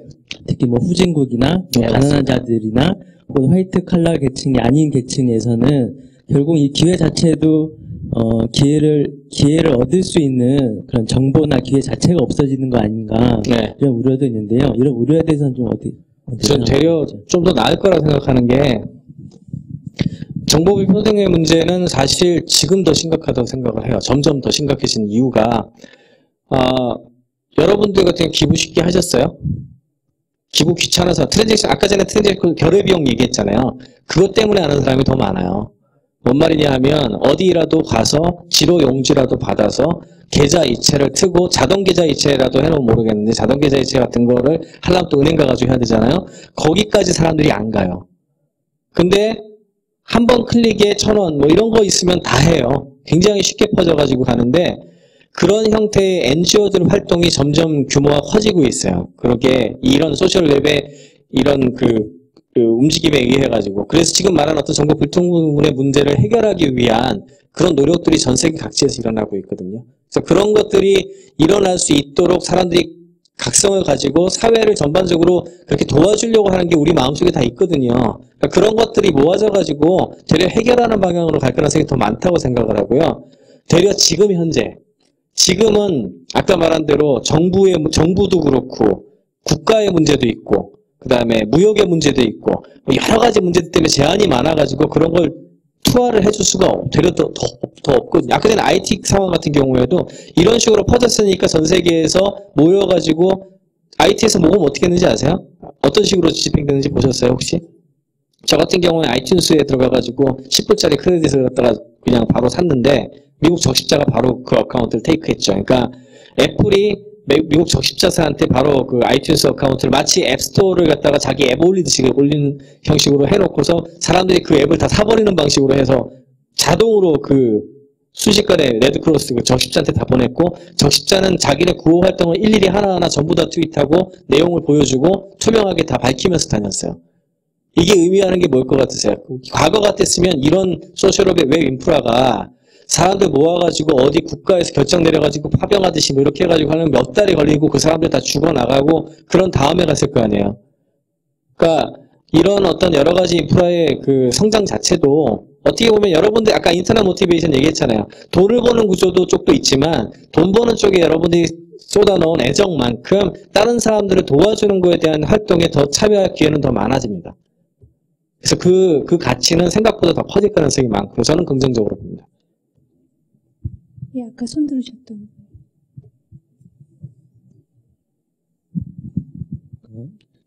약간 계속 긍정적인 말씀하셨는데요. 그 소셜앱의 어떤 진입장벽이 분명히 있지 않습니까? 네? 진입장벽이요. 진입장벽, 예. 그 장벽을 위해서 지금 기득권이나 아니면은 어떤 권력에 대한 논의도 몇 번 있었는데. 네. 사실은 그런 부분은 오히려 부정적으로 작용하지 않을까요?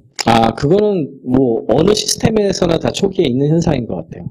이게 초기에는 그런 식으로 보이겠지만 결국에는 사람들이 대부분 다 쓰게 되는 상황에서는 이게 아까 전에 말씀드린 그냥 잘 쓸 수 있는 구조에 대한 거거든요. 그리고 생활이 이어지면서 그 사람의 정체라고 하면 좀 웃기는데 정체라든지 이런 것들이 초기에 예를 들어 네트워크 사이즈가 컸다고 해가지고 그게 유지가 되지 않거든요. 사람들이 언제라도 만약에 이게 그 소셜앱이 아니고 그냥 무슨 우리가 퍼실리티가 시설 같은 거였으면은 어느 한쪽에다 왕창 해주고 이렇게 하면은 그게 극복이 잘 안 되잖아요. 근데 이거는 아시겠지만 사람들의 그 노력 여하에 따라 가지고 네트워크 규모가 노드가 사이즈가 커졌다 작아졌다 얼마든지 할 수 있는 거고 그 사람들이 만들어내는 가치에 따라 가지고 사람들이 다 알게 되잖아요.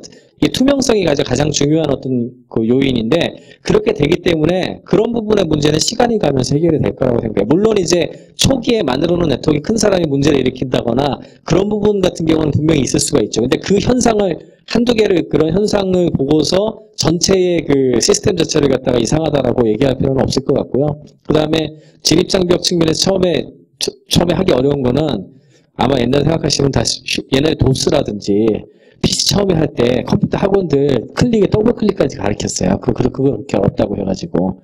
근데 지금은 다 하시죠. 그냥 하시죠. 그냥 애들까지 다 그냥 하잖아요. 그렇게 될 거예요.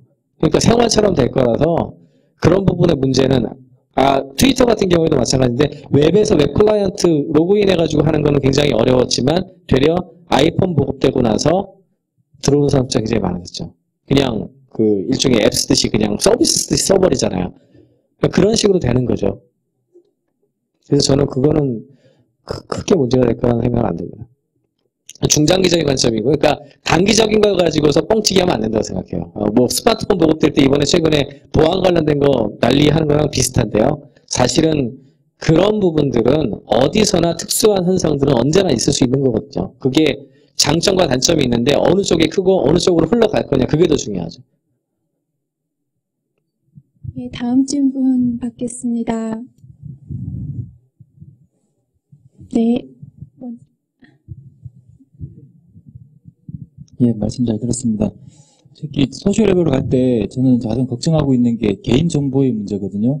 그러니까 지금 얘기하신 소셜웹의 가장 긍정적인 효과를 내기 위해서는 개인정보를 어느 정도 많이 오픈을 하느냐가 같이 걸려있는데 네. 그건 역으로 얘기하면은 우리 개인이 공격당할 위험성이 같이 높아지는 거잖아요.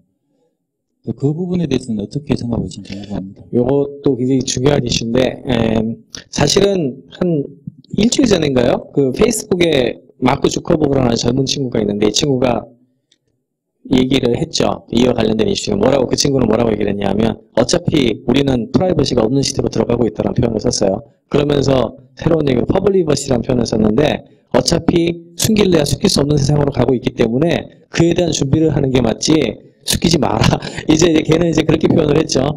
근데 그거는 아직까지는 개인들이 결정할 수 있는 부분들이 많이 남아 있어요. 무슨 말이냐면은 트위터 같은 경우에도 지오태그라 그래가지고 지금 트위터를 하시면은 현재의 위치를 갖다가 바깥으로 보낼 수가 있거든요. 내가 지금 어디 있다는 걸 날릴 수가 있어요, 계속. 그러니까 자기도 모르는 사이에 날릴 수가 있는데 그거를 자기가 결정하죠. 처음에 디폴트는 안 날리는 걸로 돼 있어요. 근데 그걸 날릴 수 있게 해놓으면은 쓸 수 있는 서비스의 종류가 되게 많아져요, 갑자기. 대신 내 위치를 갖다가 노출시키는 거죠. 내 위치를 노출시키는 거에 의한 프라이버시의 그 침해라든지 그런 거 위험에 대한 부분에 대한 거를 내가 주는 것에 대한 그 위험도가 더 크냐, 아니면 내가 그거를 갖다가 노출함으로써 얻을 수 있는 이득이 더 크냐는 개인이 판단할 거예요. 지금 현 상황에서는 별로 주는 게 없는데 노출시킬 이유는 없으니까 안 하는 쪽을 더 많이 하겠죠. 근데 만약에 AR도 그렇고 로케이션 베이스 서비스도 그렇고 그런 거에서 이걸 쓰면 굉장히 많은 이득을 얻을 수 있는 게 많이 생겨요, 잠깐이라도. 그러면 쓰는 사람 숫자가 더 많아질 거예요. 그걸 쓰는 사람 숫자가 더 많아질 거고. 마찬가지로 트위터에 계정 올릴 때 바이오 쓰는 것도 마찬가지인데요. 그냥 아무것도 안 쓴 사람도 있고 그 다음에 직장 위치나 이런 것까지 다 올리는 사람이 있는데 저 같은 경우는 예를 들어 트위터 쓰기 전에도 저는 굉장히 이 프라이버시를 포기를 한 케이스인데, 왜냐하면 MIT의 검색 엔진 중에 페르소나라는 검색 엔진이 있어요. 사람 검색하는 엔진이거든요. 거기에 제가 영문으로 제 이름을 넣어봤는데 제 집 주소에 전화번호까지 다 나와요. 다. 이미 그런 상황에 가 있어요, 세상이. 숨길래야 숨길 수가 없는 상황으로 가고 있는 상황이기 때문에 그럴 바에야 만약에 트위터 같은 경우 예를 들어 내 위치하고 내 관심사하고 이런 것도 많이 오픈하고 사진도 올리고 여러 가지를 하면 사람들한테 신뢰를 얻기도 좀 좋아요. 잘 아시겠지만. 그만큼 네트워크 파워를 더 많이 가질 수가 있거든요. 그거는 프라이버시를 중시하는 사람이냐, 그거에 대한 거를 갖다 더 하려고 하는 거는 제 개인의 판단인 거죠. 당분간은 그렇게 할 것 같고, 제가 봤을 때는 그냥 프라이버시라는 건 없어진다고 생각합니다. 20, 30년 뒤에는. 예, 마이크. 하나만 더. 네. 네. 네. 잠시만요. 네, 이야기 굉장히 여기 올 때는 이런 생각 안 하고 갔는데 정말 오늘 철학 강의를 들은 것 같습니다. 네, 감사합니다. 하여튼 근데 저는 진짜 지금 선생님 말씀 들어보니까 트위터라든가 이러한 새로운 제4의 네. 우리나라 통일을 지킬 수 있을 것 같아요. 아, 그럴지도 모르죠. 네. 네. 통일하는데 굉장히 큰 도움이 될 것 같아요. 근데 제가 질문은 다른 게 아니라 이 책에 네. 그림이 뭘 뜻하는 건가 해서. 아, 그 그림이요? 그 그림은 사실 제가 선택한 거는 아니고 여기 여름사에서 선택을 하셨는데 굉장히 잘 만들어진 그림이라고 개인적으로는 저는 이제 해석하기에 따라 이게 다를 것 같은데 혹시 뭐 답변해 주시는 분 계세요? 저 나름대로 해석도 있긴 하지만 누가 하셨죠? 저희 편집장님이 네. 답변 주시겠습니다. 네, 여기서 이런 답변을 드릴 줄은. 근데 사실은 저 제4의불 원고를 받은 순간부터 표지를 굉장히 고민을 많이 했어요. 근데 저희끼리 이제 원래 경제경영서 쪽에 대체로 타이포 위주로 그러니까 시선을 끌면서 좀 뭔가 묵직한 신뢰감을 주는 뭐 그런 표지들이 주로 이제 대세를 이루고 있다고 보는데 사실은 저 이미지를 사실은 제가 여러 이미지 샵에서 보면서 저는 딱 첫눈에 이거 너무 좋아라는 느낌이 들었습니다. 그러니까 소장님 글을 쭉 읽으면서 뭔가 좀 새로운 미래가 오고 있고 그거에 대해서 사람들이 이제 그걸 굳이 설명으로 필요할 거 없이 뭔가 이미지로 이거 뭐지? 근데 이제 저희가 갖고 있는 게 휴먼 에너지를 내세워야 하는 거기 때문에 저는 저 사람의 얼굴과 그걸 맞대면하고 있는 사람을 보면서 개인적으로 저 앞에 서 있는 한 사람이 저 같다는 생각을 이건 순전히 이제 제 개인적인 체험에서 나온 추천인데요. 그걸 가지고 여러 가지를 좀 만들어 봤고 일단 좀 괴기스럽다는 평도 있었고 제4의불이라는 것 때문에 무슨 판타지 소설 아니냐라는 얘기도 듣긴 했는데 어쨌든 저는 개인적으로 이게 제가 글을 가장 먼저 이렇게 열심히 보고 고민한 거는 굉장히 맞아떨어지는 이미지라는 생각을 했거든요. 그러니까 아마도 저희 책이 많이 나가고 소장님의 글들이 많이 퍼지면 저 같은 생각을 하시는 분이 많아질 거라는 생각을 하고 있습니다. 네, 감사합니다. 예, 그러면 이것으로 마치는 거죠? 예, 이것으로 이제 30분간의 질의응답 시간을 마치겠고요. 저희 뒤편에 책상 마련되어 있는데 그쪽에서 저자 사인회가 진행될 예정이거든요. 예. 마지막으로 강연 수고해 주신 정지훈 선생님께 부탁드립니다. 네, 감사합니다.